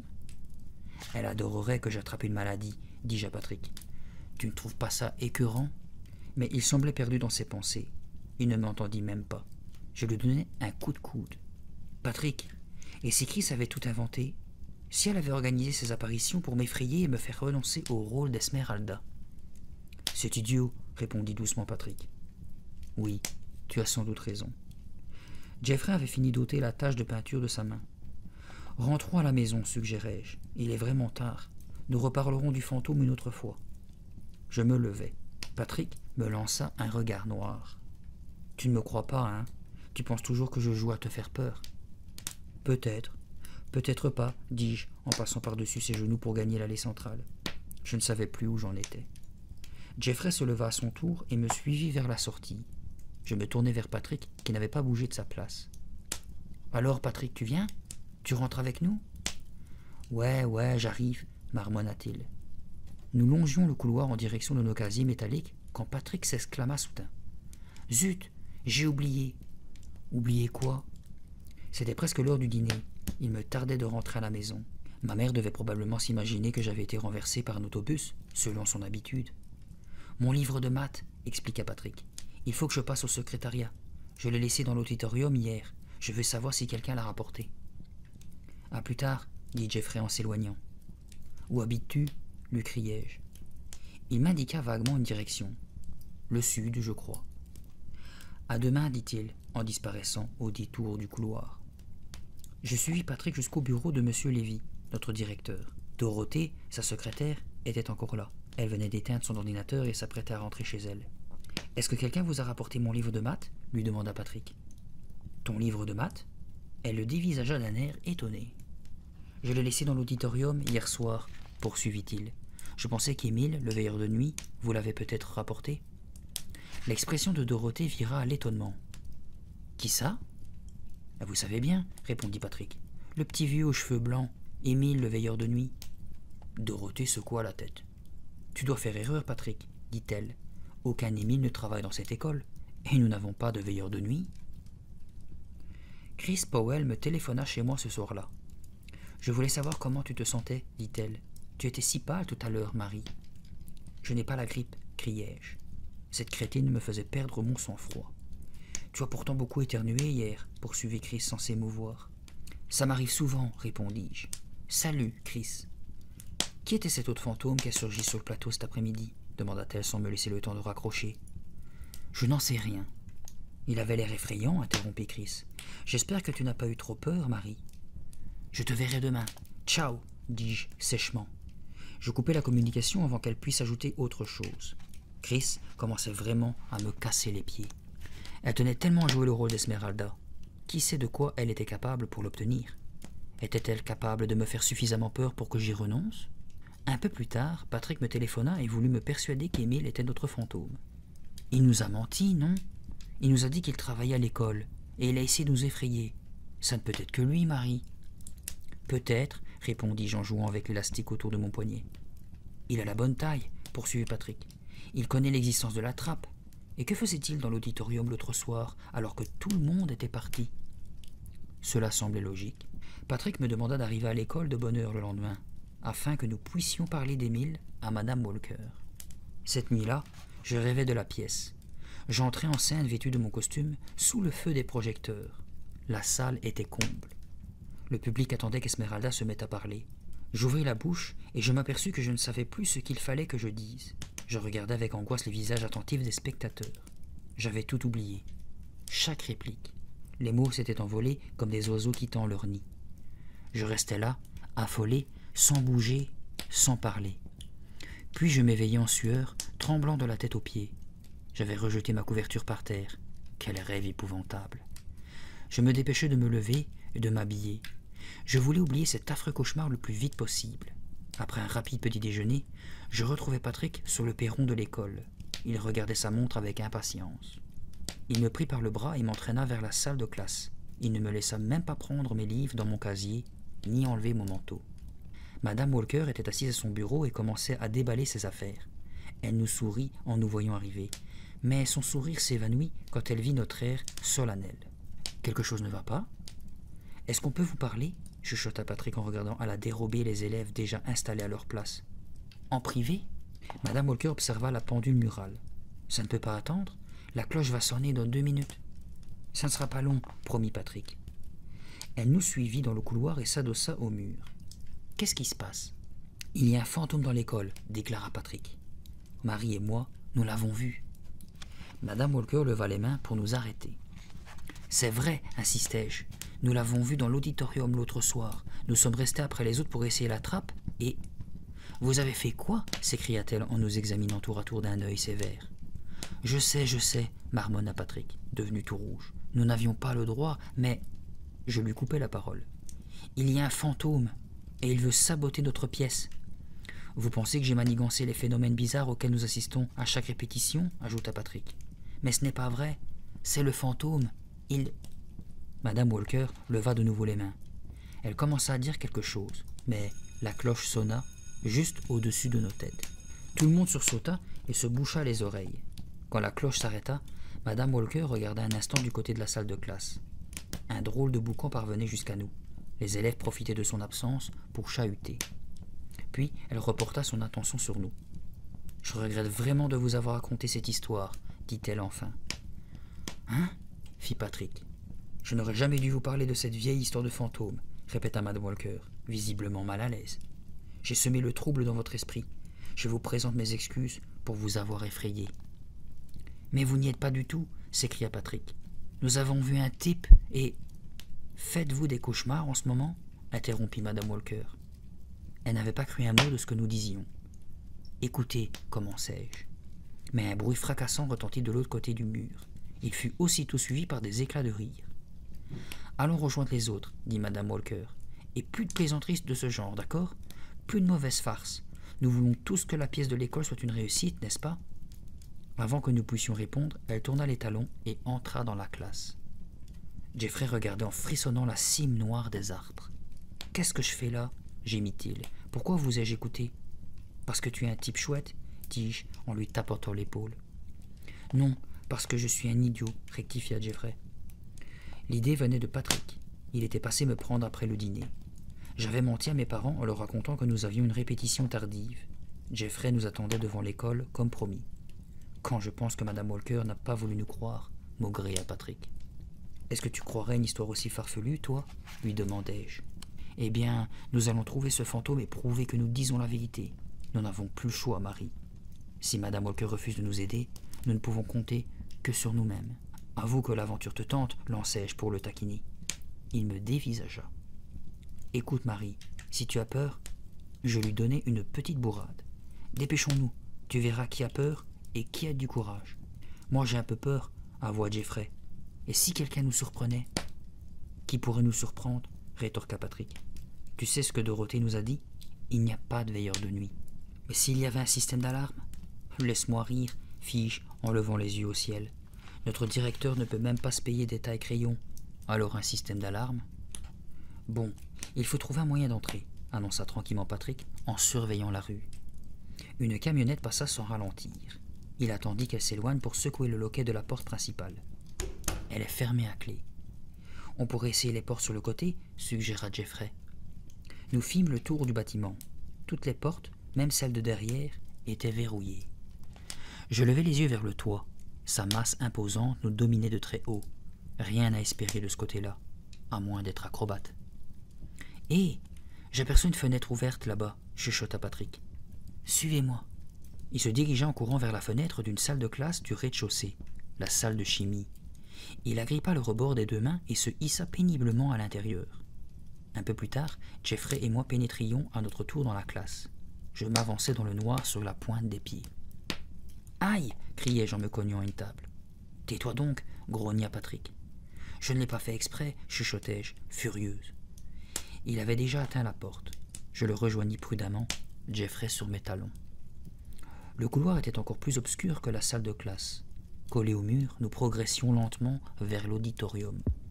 Mon cœur battait à coups précipités, j'avais des picotements partout. « Tu n'as aucune raison d'avoir peur, pensai-je. Ce n'est que ton école, ta vieille école où tu es déjà venu des millions de fois. Et il n'y a personne d'autre que Patrick, Jeffrey et toi. Et un fantôme. Un fantôme qui n'a sans doute pas envie qu'on le dérange. »« Je n'aime pas beaucoup ça, bredouilla Jeffrey derrière moi. Je commence à avoir très peur. Tu n'as qu'à imaginer que tu joues dans un film d'horreur, lui dis-je pour le rassurer. Mais je n'aime pas les films d'horreur. Chut, fit Patrick. Il s'arrêta brusquement. Je lui rentrai dedans. Ne sois pas si empoté, Marie, chuchota-t-il. Ne sois pas si encombrant, Patrick, répliquai-je. Je scrutai l'obscurité. Nous étions juste devant l'auditorium. Patrick ouvrit la porte la plus proche et nous jetâmes un coup d'œil à l'intérieur. Le noir total. Une odeur de poussière. Une atmosphère fraîche et humide. C'est parce qu'un fantôme y habite, me dis-je. L'idée fit accélérer encore les battements de mon cœur. J'aurais voulu avoir un peu plus de maîtrise de moi-même. Patrick tâtonna le long du mur et alluma une série de lampes fixées sur plusieurs rangées de sièges à notre gauche. La scène apparut, vide et silencieuse. Quelqu'un avait laissé une échelle appuyée contre un mur. Plusieurs boîtes de peinture étaient alignées à ses côtés. « Si on allumait toute la lumière ?» suggéra Jeffrey. Il avait l'air de plus en plus mal à l'aise. « Jamais de la vie !» répondit Patrick en observant le plateau. « On doit être le plus discret possible. » Serrés les uns contre les autres, nous avancions dans l'allée centrale.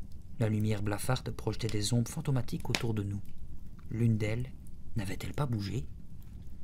Non, je m'encourageais intérieurement. Arrête ça, Marie. Ne te laisse pas emporter par ton imagination. Pas ce soir. Nous étions juste à quelques mètres du plateau quand un bruit indistinct parvint à nos oreilles. Des pas? Une planche qui craquait? Cela nous figea sur place tous les trois. Je saisis le bras de Patrick.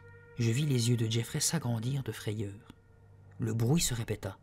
Cela ressemblait à une quinte de toux cette fois. Nous, nous ne sommes pas seuls, bégayai-je. Hé, cria Patrick, il y a quelqu'un?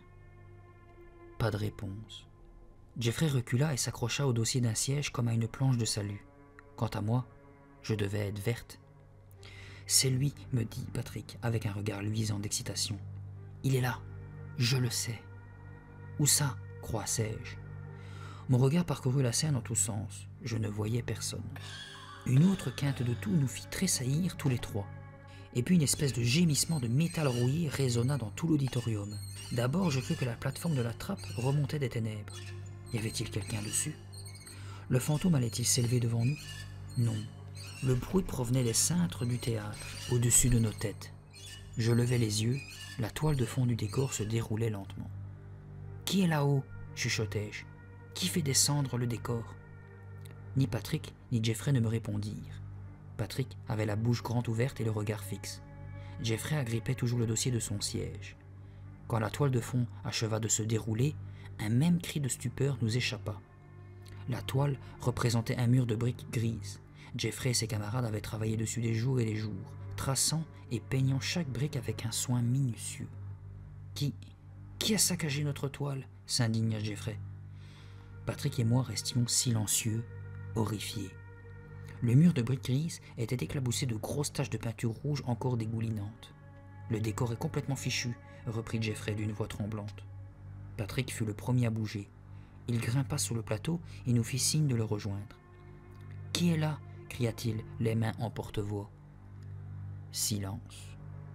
Quelqu'un nous épiait dans l'ombre, je le savais. Quelqu'un avait déroulé ce décor afin de nous montrer ce qu'il venait de lui faire subir. « Qui est là ?» répéta Patrick. « Montrez-vous. » Toujours pas de réponse. La toile de fond semblait nous attirer comme un aimant. Nous avancions, fascinés. En arrivant tout près, je déchiffrais sous la lumière diffuse les mots qui s'étalaient en grosses lettres de peinture rouge au bas du dessin. Il nous disait « Éloignez-vous de ma demeure. » « Ça alors » murmurai-je en réprimant un frisson. J'entendis alors une porte s'ouvrir. Une silhouette venait de pénétrer dans l'auditorium, et je tressaillis de frayeur quand je reconnus la personne qui s'avançait vers nous. Madame Walker nous regarda, clignant des yeux à plusieurs reprises, comme si elle avait du mal à croire ce qu'elle voyait.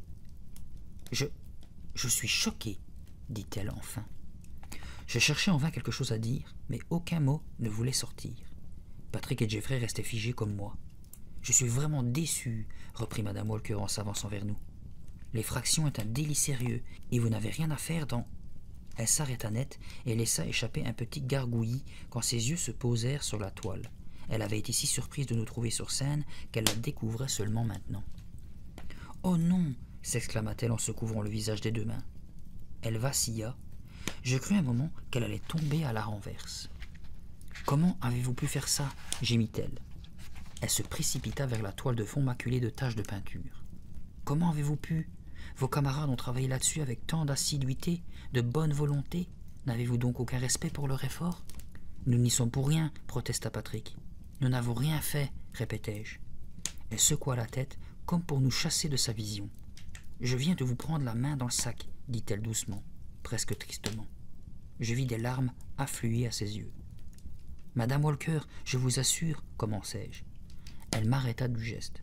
« Était-elle si importante pour vous, cette méchante farce ?» demanda-t-elle d'une voix tremblante. « Madame Walker, était-ce si important de faire croire à tout le monde qu'un fantôme hante l'école?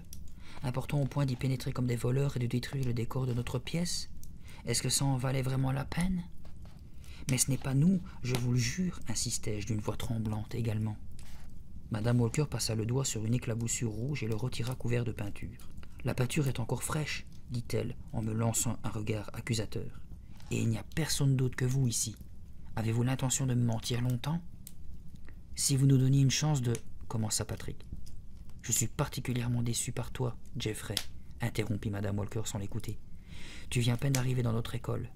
Ne penses-tu pas que tu devrais mettre un point d'honneur à te conduire de façon irréprochable ?» Jeffrey devint plus rouge que jamais. Il baissa les yeux d'un air coupable. « Madame Walker, m'écriai-je, vous devez nous permettre de nous expliquer. Nous n'avons pas fait ça. Nous avons trouvé le décor dans cet état. » Elle ouvrit la bouche pour parler, puis changea d'avis et croisa les bras. « D'accord, allez-y, mais je veux la vérité. » Je levai la main comme quand on prête serment au tribunal. C'est vrai qu'on a pénétré dans l'école en cachette, mais pas par effraction, on est passé par une fenêtre ouverte. « Dans quel but ?» interrogea madame Walker d'un ton sévère. « Que faites-vous ici? Pourquoi n'êtes-vous pas chez vous comme vous devriez l'être ?»« On est venu démasquer le fantôme, intervint Patrick, puisque ce matin vous n'avez pas voulu nous croire. »« Bien sûr que non, dit madame Walker. Ce n'est qu'une vieille légende, juste une histoire. » Patrick laissa échapper un soupir de frustration. « Mais nous avons vu le fantôme, madame Walker, Marie et moi, et c'est lui qui a barbouillé toute la toile de peinture rouge, pas nous. C'est lui qui est descendu des cintres à l'aide d'une corde l'autre jour, et c'est encore lui qui a secoué Marie pendant la répétition d'hier soir. »« Pourquoi vous croirais-je ? Parce que c'est la vérité, affirmai-je. Nous sommes venus chercher le fantôme. Et où comptiez-vous le trouver ? » « Eh bien, hésita Patrick, probablement sous la Seine. »« Ainsi vous aviez encore l'intention de vous servir de la trappe ? » demanda madame Walker. Je hochai la tête. Peut-être, s'il l'avait fallu. J'ai pourtant ordonné à tout le monde de rester à l'écart de cette trappe. Je sais, répondis-je, mais nous tenons vraiment à trouver le fantôme pour vous prouver qu'il existe, que nous ne l'avons pas inventé. Le visage de madame Walker restait fermé. Elle continuait de nous regarder avec dureté. « Vous ne m'avez rien dit jusqu'ici qui puisse me convaincre, observa-t-elle. « En arrivant, nous avons entendu du bruit, reprit Patrick. Un bruit de pas, des planches qui craquaient. Alors nous avons su qu'il y avait quelqu'un d'autre ici. Ensuite la toile a commencé à se dérouler, ajouta soudain Jeffrey, et nous sommes restés comme ça, à la regarder. Quand nous avons vu qu'elle était saccagée, nous ne pouvions pas le croire. » L'expression de madame Walker s'adoucit un peu. Jeffrey semblait tellement bouleversé. « J'ai travaillé dur sur cette toile, poursuivit-il. Je voulais qu'elle soit parfaite. Je ne sacrifierais pas mon propre travail pour une plaisanterie stupide. Oh non, je ne ferai jamais ça. » Madame Walker décroisa enfin les bras et reporta son attention sur la toile. Ses lèvres articulèrent en silence le message qui y était inscrit. « Éloignez-vous de ma demeure. » Elle ferma les yeux et les garda ainsi un long moment. « J'aimerais bien vous croire, avoua-t-elle, enfin, mais je ne sais pas. » Elle se mit à arpenter le plateau. « Je suis revenu à l'école en voiture parce que j'avais oublié vos devoirs de maths. J'ai entendu des voix dans l'auditorium. J'y entre et je vous trouve sur scène. Le décor est complètement fichu, couvert de taches de peinture fraîche. Et vous me demandez de croire que l'auteur de ce sabotage est un mystérieux fantôme dont l'histoire remonte à plus de 70 ans ?» Je ne répondis rien. Patrick et Jeffrey non plus. Qu'aurions-nous trouvé à dire ? « Le plus bizarre, c'est que je commence à me poser des questions, » murmura madame Walker en fronçant les sourcils. Elle secoua la tête, son corps fluet, frissonna. « De toute façon, il se fait tard. Rentrez chez vous. J'ai besoin de réfléchir à tout ça. Il faudra demander à monsieur Lévy de mener une enquête. Peut-être nous aidera-t-il à trouver celui qui essaie de gâcher notre pièce. »« Oh non, pensai-je, pas le directeur. Il pourrait décider d'annuler la représentation. » Mais je me gardai d'objecter quoi que ce soit. Aucun de nous n'ouvrit la bouche. Nous suivîmes madame Walker hors de l'auditorium sans échanger un regard. J'étais si soulagé qu'elle nous laisse partir. Elle alluma une des lampes du couloir. Nous marchions quelques pas derrière elle quand soudain, tout le monde s'arrêta. Nous venions de repérer des taches de peinture rouge sur le carrelage. Une grande traînée de peinture gluante. « Tiens, tiens, regardez-moi ça, » déclara madame Walker. « Notre peintre, elle est un peu insouciant.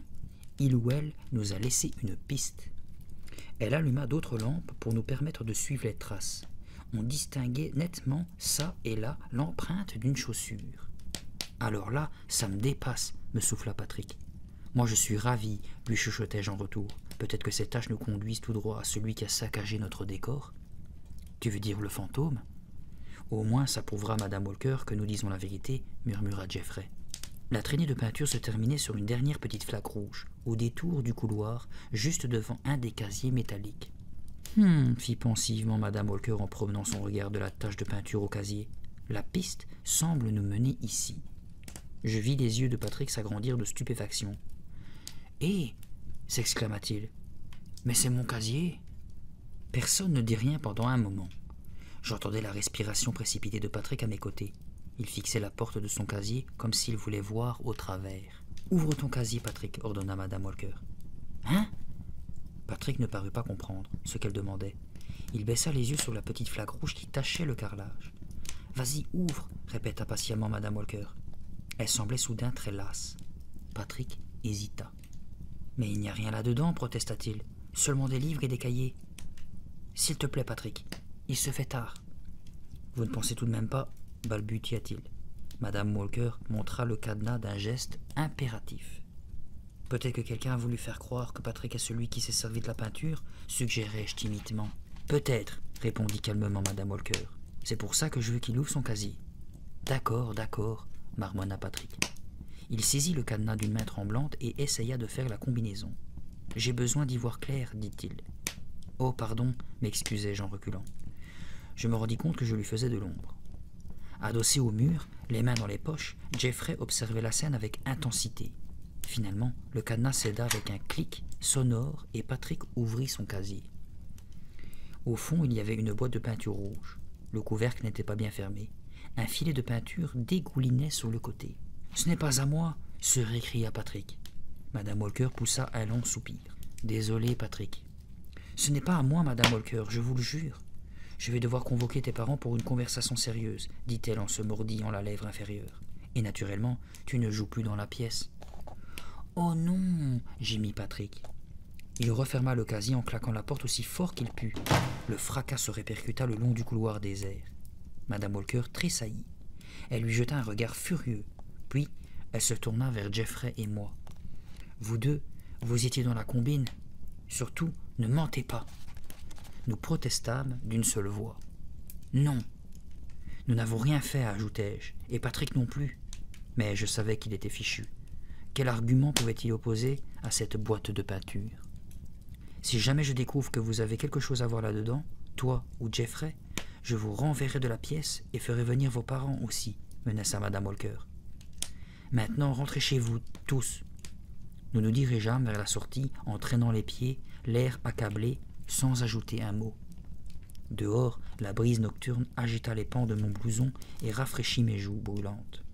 Un nuage de brume masquait la lune. Je suivis Patrick et Jeffrey dans la cour. « Est-ce que vous pouvez croire ça ?» fulmina Patrick. « Moi, ça me dépasse. »« Moi aussi, » dis-je en secouant la tête. Pauvre Patrick. Je voyais qu'il était très embêté. Et quand ses parents recevraient cette convocation de Madame Walker, il risquait de l'être encore plus. « Comment cette peinture était-elle parvenue dans ton casier ?» lui demanda Jeffrey en le dévisageant avec perplexité.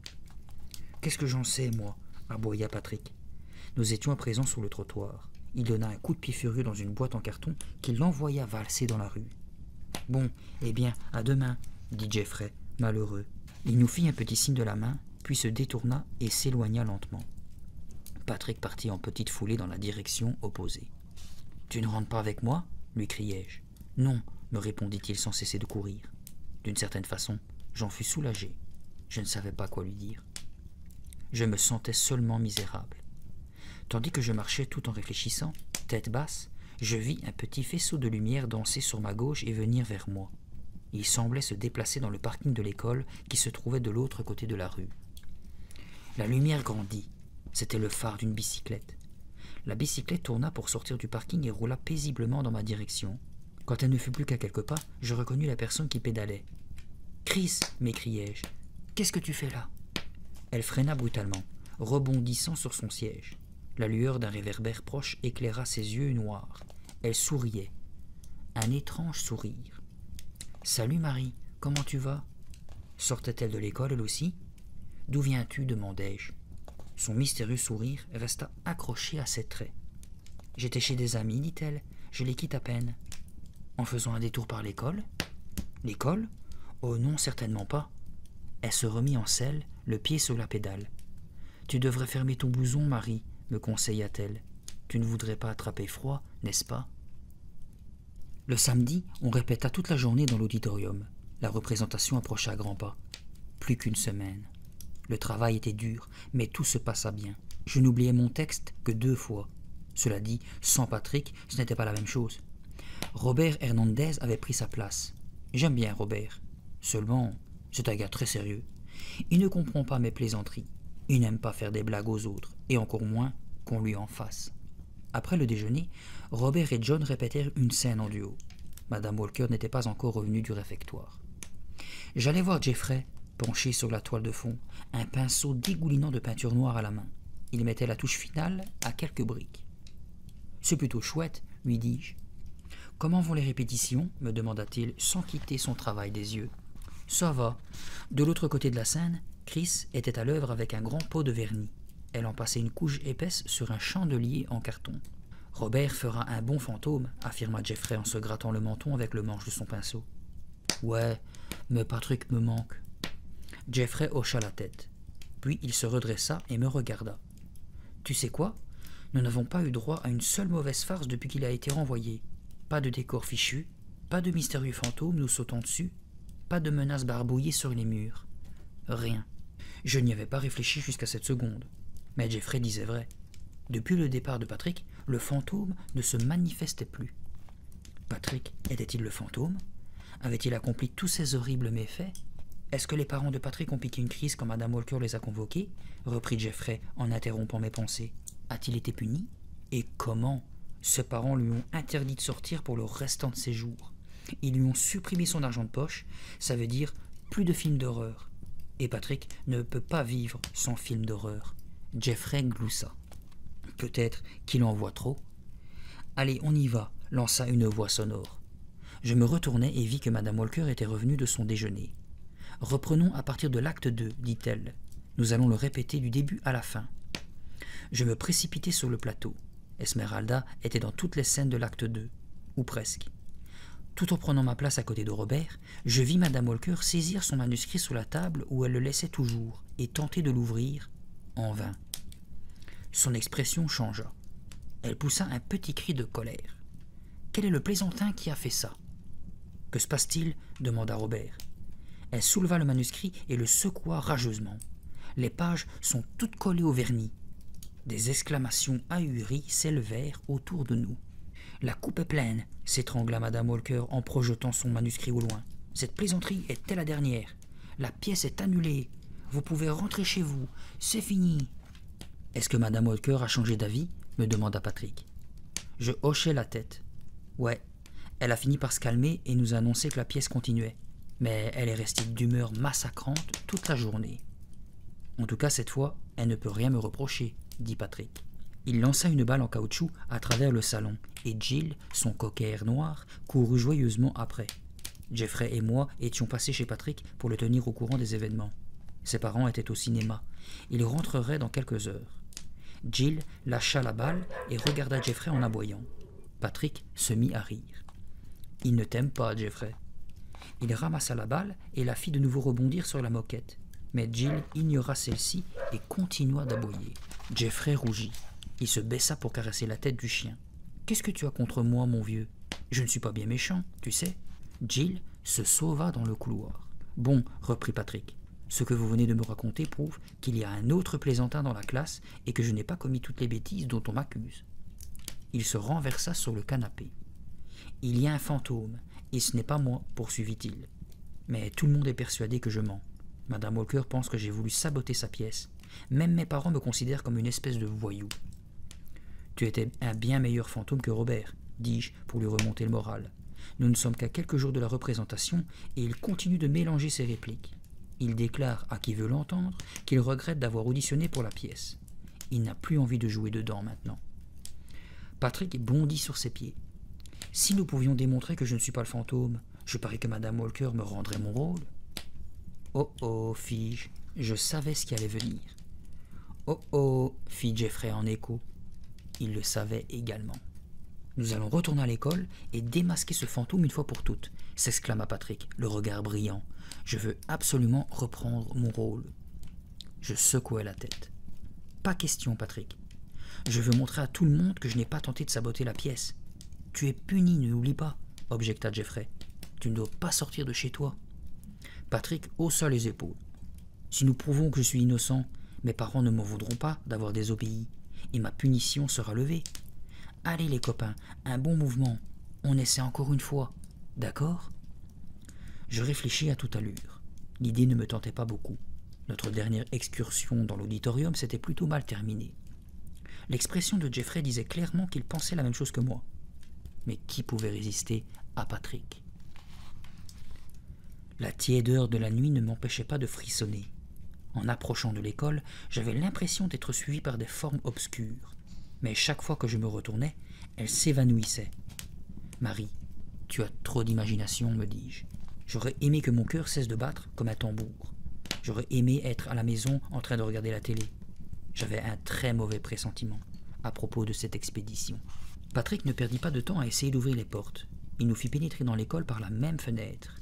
Il nous fallut emprunter les mêmes couloirs sombres pour atteindre l'auditorium. La veilleuse éclairait faiblement la scène déserte. Contre le mur du fond, on distinguait le décor de briques grises.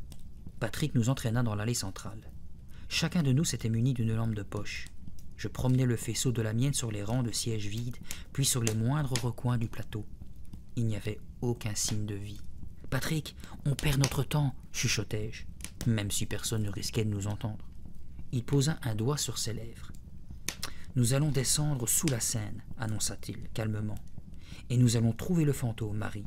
Cette fois, nous allons le trouver. » Je ne l'avais jamais vu si sérieux, si déterminé. Un petit frisson me parcourut le dos. J'acquiesçai. « Je pourrais peut-être rester sur le plateau pendant que vous descendez tous les deux, suggéra Jeffrey, pour monter la garde. Non, nous descendons tous les trois, déclara Patrick d'un ton sans réplique. Si nous rencontrons le fantôme, j'aurai besoin de 2 témoins pour le démasquer. Si le fantôme est bien un fantôme, comment le démasquer balbutia Jeffrey. Patrick le fusilla du regard et affirma avec force. Nous le démasquerons. Jeffrey haussa les épaules. Nous sentions tous les deux qu'il était inutile de discuter avec Patrick ce soir-là. Le plancher gémit sous nos pas, tandis que nous nous dirigeons vers la trappe. Nos lampes éclairèrent l'ouverture. Je me mis au centre avec Jeffrey. Patrick alla actionner la manette en coulisses, puis nous rejoignit d'un bond léger. Le choc habituel retentit, la plateforme grinça et commença à descendre. Quelques secondes plus tard, la lueur de nos lampes se perdait dans les ténèbres. Tandis que nous nous enfoncions dans le noir, serrés les uns contre les autres, j'eus l'impression que mon cœur descendait aussi, vers mes genoux. La plateforme s'immobilisa enfin dans un sursaut. Nous avions touché le fond. Pendant un court instant, aucun de nous ne bougea. Patrick fut le premier à sauter à terre. Il promena sa lampe autour de lui, dans la vaste salle souterraine au plafond voûté. Je découvris ainsi qu'elle débouchait sur 2 tunnels qui s'éloignaient dans des directions opposées. « Hé, fantôme !» s'écria Patrick. « Par ici, mon vieux. Viens vite me voir. » On aurait dit qu'il appelait son chien. « Fantôme, tu viens, fantôme?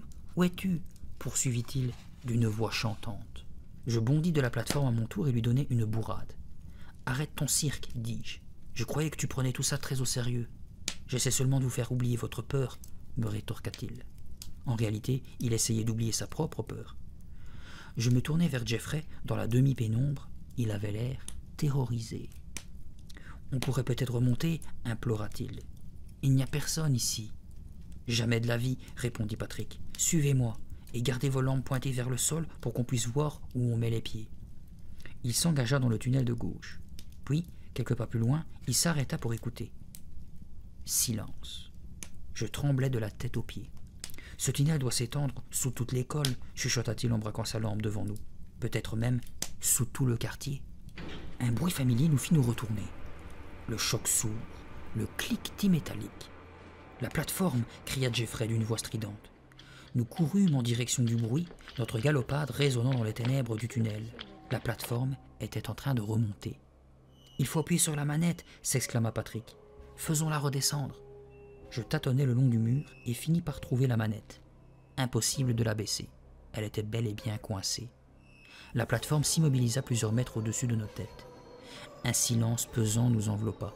Nous gardions les yeux levés dans l'obscurité, impuissants, pétrifiés. « Patrick, ça recommence !» articulai-je. « Nous sommes piégés !» J'attendis de voir si quelqu'un descendait, mais la trappe, là-haut, restait fermée.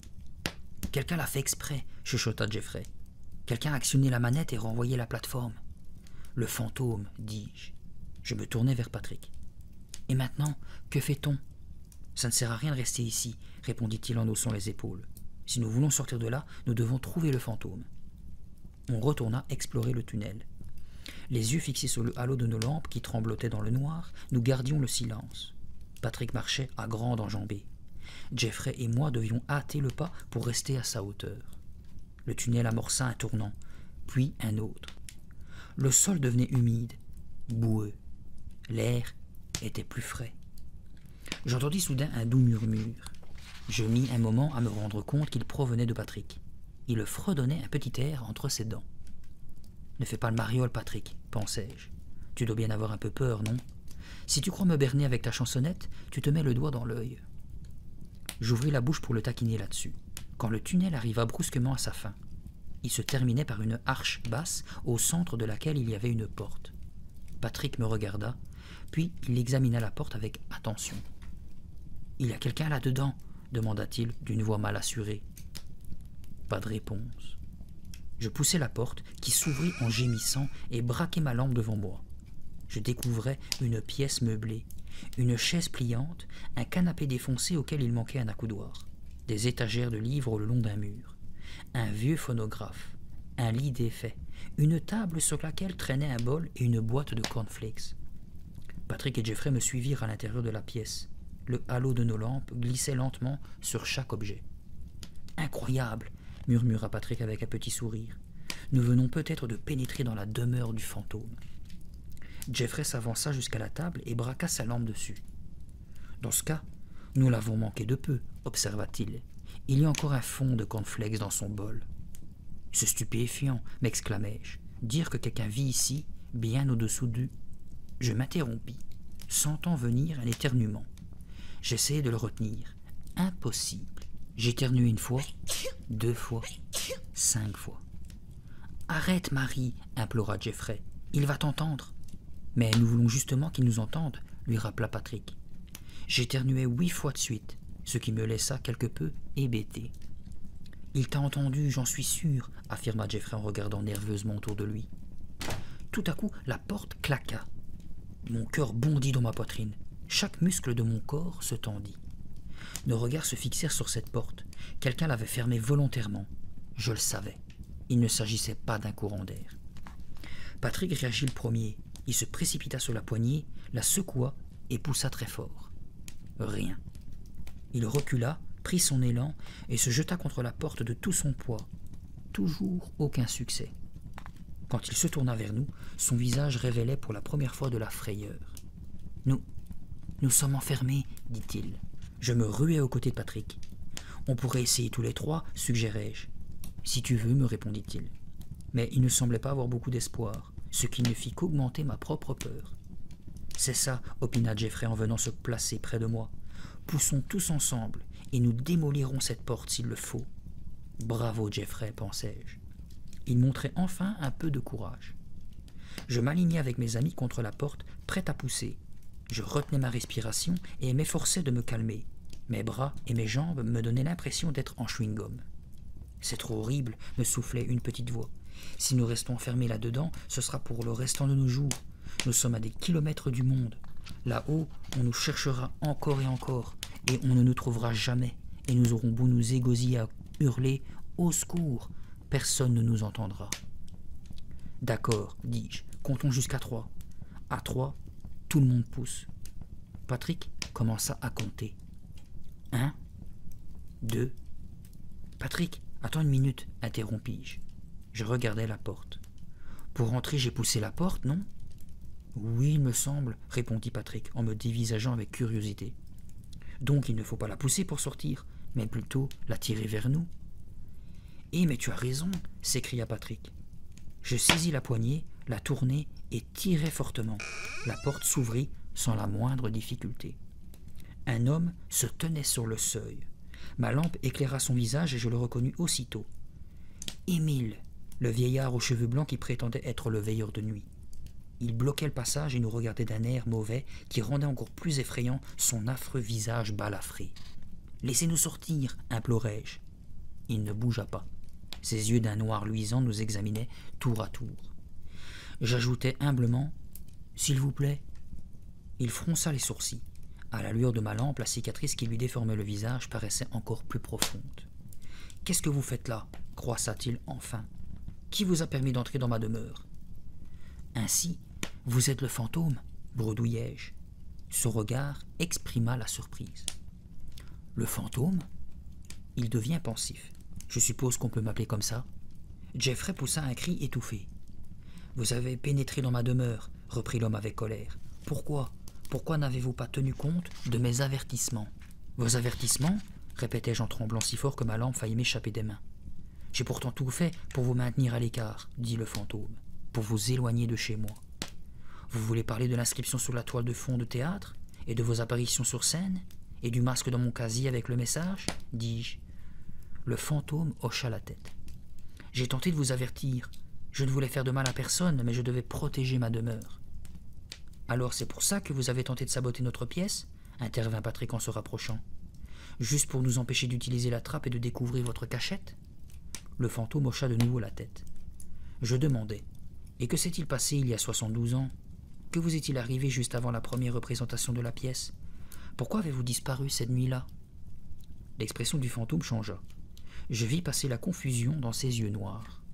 Je ne comprends pas, bégaya-t-il en me dévisageant d'un air perplexe. Un sourire amer se dessina sur ses lèvres. Je ne suis pas vieux à ce point, répondit-il. Je n'ai que 57 ans. Alors vous n'êtes pas le fantôme? S'étonna Patrick, un peu dérouté. Émile secoua la tête. Il poussa un soupir de lassitude. Je ne comprends rien à ton histoire de fantôme, jeune homme. Je ne suis qu'un pauvre type sans abri qui essaie de protéger son petit espace vital. Nous le dévisagions tous les trois, cherchant à deviner s'il disait la vérité. Je compris qu'il ne mentait pas. Mais comment avez-vous pu vous installer ici, sous l'école, murmurai-je. Vous connaissiez l'existence de ce souterrain? Mon père a travaillé dans cette école pendant 30 ans, expliqua Émile. Il aimait se balader là-dessous et il avait l'habitude de m'emmener avec lui quand j'étais enfant. Lorsque j'ai perdu mon appartement en ville, je m'en suis souvenu. Et depuis, j'habite ici. Cela fait bien 6 mois maintenant.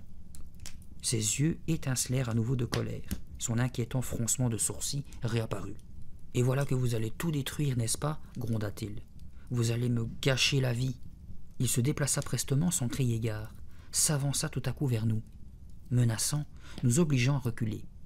Je trébuchai. « Qu'allez-vous nous faire ?» balbutiai-je. « Vous allez tout gâcher, répéta Émile. « Non, attendez, criai-je en levant les mains comme pour me protéger. Soudain, j'entendis un grincement à l'autre bout du tunnel. Je me tournai vers Patrick et Jeffrey, ils avaient entendu aussi. La plateforme redescendait. La même idée nous traversa l'esprit à tous les trois. Il nous fallait parvenir à cette plateforme. C'était notre seule planche de salut. « Vous allez tout gâcher, continuait de ressasser Émile, à présent plus triste qu'en colère. « Pourquoi n'avez-vous pas écouté mes avertissements ?» Je ne pris pas le temps de réfléchir.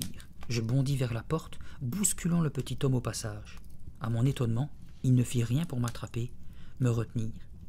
Une fois dehors, je détalai à toute allure, sans jeter un regard derrière moi. J'entendis la course précipitée de Patrick et Jeffrey sur mes talons, et la voix d'Émile qui se répercutait à travers tout le tunnel. « Vous allez tout gâcher !» braillait-il. Est-ce qu'il nous poursuivait? Je m'en moquais. Je ne voulais qu'atteindre cette plateforme et sortir de là au plus vite. Je galopais aveuglement. Mon épaule heurta la paroi rugueuse du tunnel, mais cela ne me fit pas ralentir. Je parvins devant la plateforme juste au moment où celle-ci touchait le sol et m'immobilisai de surprise en reconnaissant la personne qui en descendait. Le père de Patrick. « Que se passe-t-il? Qui criait comme ça ?»« Papa, qu'est-ce que tu fais là ?» s'exclama Patrick. Je ne cessais de regarder derrière moi, m'attendant à voir Émile déboucher du tunnel à tout instant. Nous avait-il suivis? Non. Aucun signe de lui. « Tu devais rester à la maison, » dit sévèrement M. Milton. « Tu étais puni, tu l'es toujours. Mais en constatant ton absence, j'ai pensé que tu fouinais sans doute encore autour de ce théâtre. Une des portes de l'école était ouverte. Je suis entré dans l'auditorium et j'ai entendu bouger cette trappe. J'ai décidé de vérifier ce qui se passait. Un homme criait. « Qui était-ce » demanda-t-il une fois de plus. « Un type sans abri qui essaie de nous faire peur depuis des semaines, dis-je. Il vit dans un tunnel au-dessous du théâtre. Si vous saviez comme je suis contente de vous voir. » Après ces explications, le père de Patrick réussit à débloquer la poignée et nous rejoignit sur la plateforme qui s'élança, nous emportant tous les quatre. Il appela ensuite la police pour signaler qu'un individu suspect habitait sous l'école. 2 policiers se présentèrent. Nous les regardâmes descendre à travers la trappe. Puis un long moment s'écoula. Je croyais qu'ils allaient remonter en compagnie d'Émile, mais ils réapparurent sans lui. « Il n'y avait personne, » rapporta l'un d'eux. Il ôta son casque et fourragea dans ses boucles noires. Il semblait perplexe. « Nous n'avons pas trouvé grand-chose, du reste, seulement quelques vieux meubles. »« Et sa nourriture? Ses livres ?» demandai-je. « Tout a disparu, » répondit le policier. « Il a dû s'empresser de déménager. Un des tunnels débouche sur les égouts de la ville. Il a dû se La grille de sortie était encore ouverte. Après le départ de la police, Jeffrey nous salua et quitta l'auditorium. Le père de Patrick proposa de me déposer chez moi en voiture. Assise à l'avant, je me tournai vers Patrick. « Et voilà ton fantôme, dis-je un peu tristement.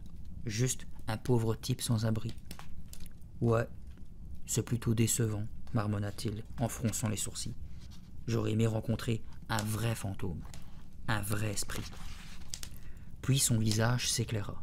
« Mais au moins maintenant, Madame Walker me croira et elle me permettra de récupérer mon rôle dans la pièce. »« La pièce, je l'avais presque oubliée. » Patrick a raison, pensai-je, toute joyeuse. Je vais retrouver mon partenaire préféré, c'est chouette. Le fantôme est parti. Nous pouvons tous nous détendre et nous amuser, et nous allons donner une représentation grandiose. Je me mettais drôlement le doigt dans l'œil. Le soir de la représentation, je m'installai dans la loge des filles et entrepris de me tartiner la figure de maquillage de scène. Ne m'étant jamais maquillé auparavant, je crois que je faisais ça plutôt mal. Du reste, j'avais commencé par refuser de porter cette peinture.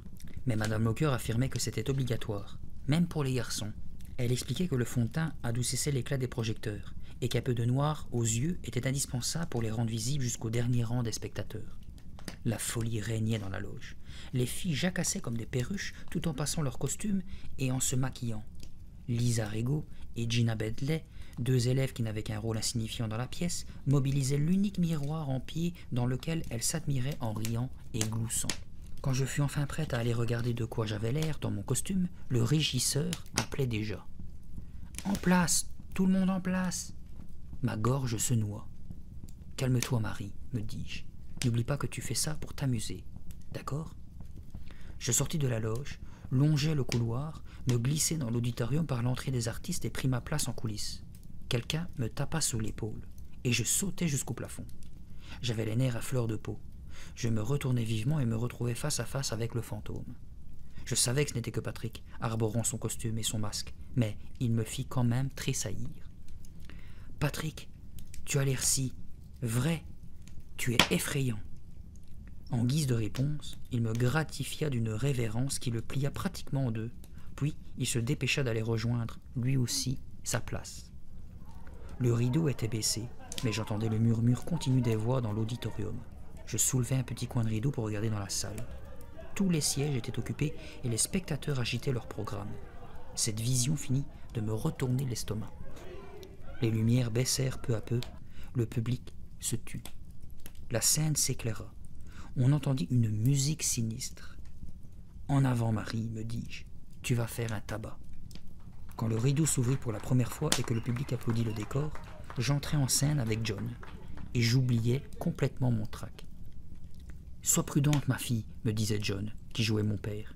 Il y a une créature qui vit sous ce théâtre, un fantôme contrefait, défiguré, monstrueux. »« Je ne vous crois pas, mon père, répondait Esmeralda par ma voix.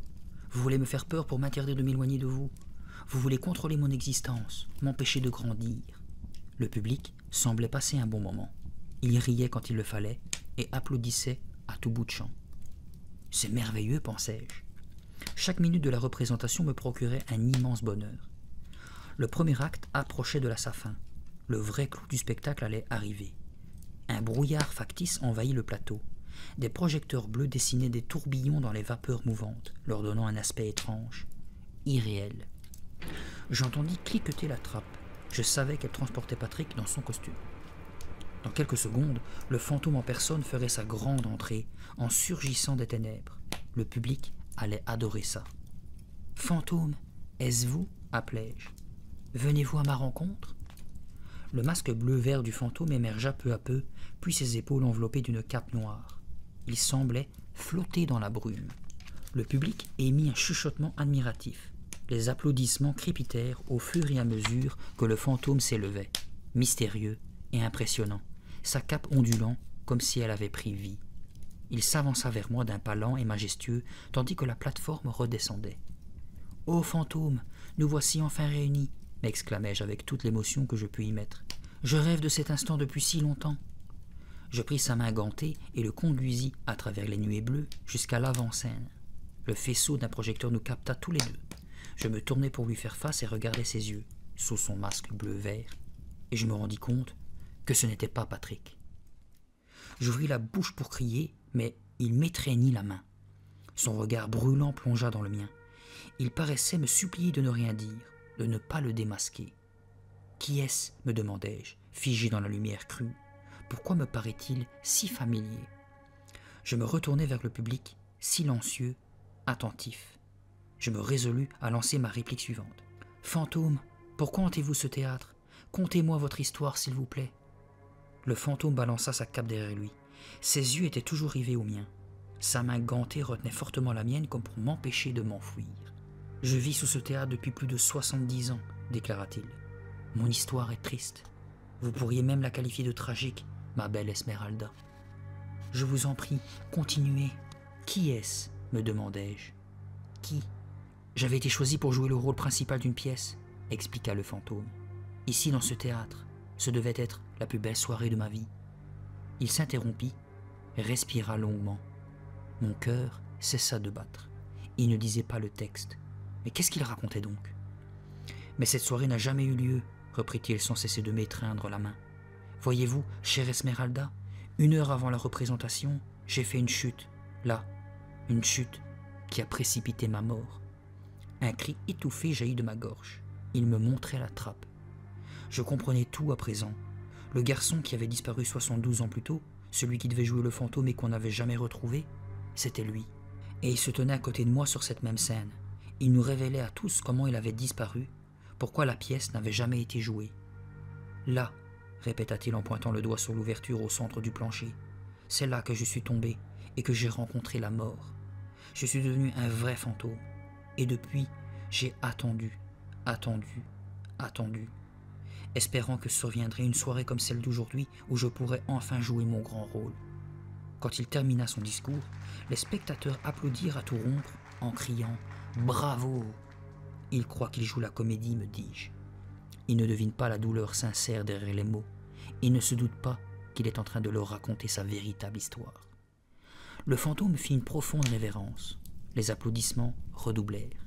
Le brouillard nous enveloppait tous les deux. Qui est-ce? J'ai déjà vu ses yeux. La question revenait sans cesse me hanter l'esprit.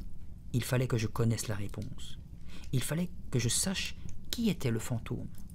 Quand il se redressa, après sa révérence, je réussis à dégager ma main de la sienne. Je la tendis vers son visage et j'arrachai son masque. Je scrutais l'épaisse brume bleue, cherchant désespérément à voir ses traits. L'éclat d'un projecteur mobile passa devant mes yeux, m'aveuglant un instant. Le fantôme se couvrit le visage des 2 mains. Je tentais de les écarter. « Non » s'écria-t-il. « Non, ne fais pas ça !» Il recula en vacillant, s'éloigna de moi. « Non, non » répétait-il. Il trébucha, bascula en arrière, et il tomba dans l'ouverture de la trappe. J'entendis son cri se perdre dans les ténèbres. Puis, ce fut un horrible silence. Tout le public se leva dans un tonnerre d'applaudissements. Il pensait que cela faisait partie de la pièce.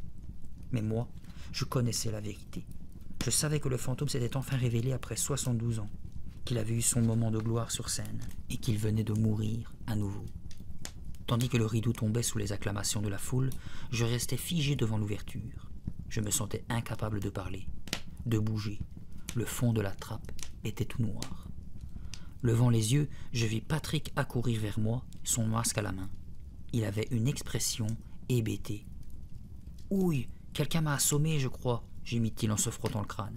Je me suis évanoui. Il me dévisagea. « Marie, ça va? Tu n'as rien ?»« Le fantôme, balbutiai-je.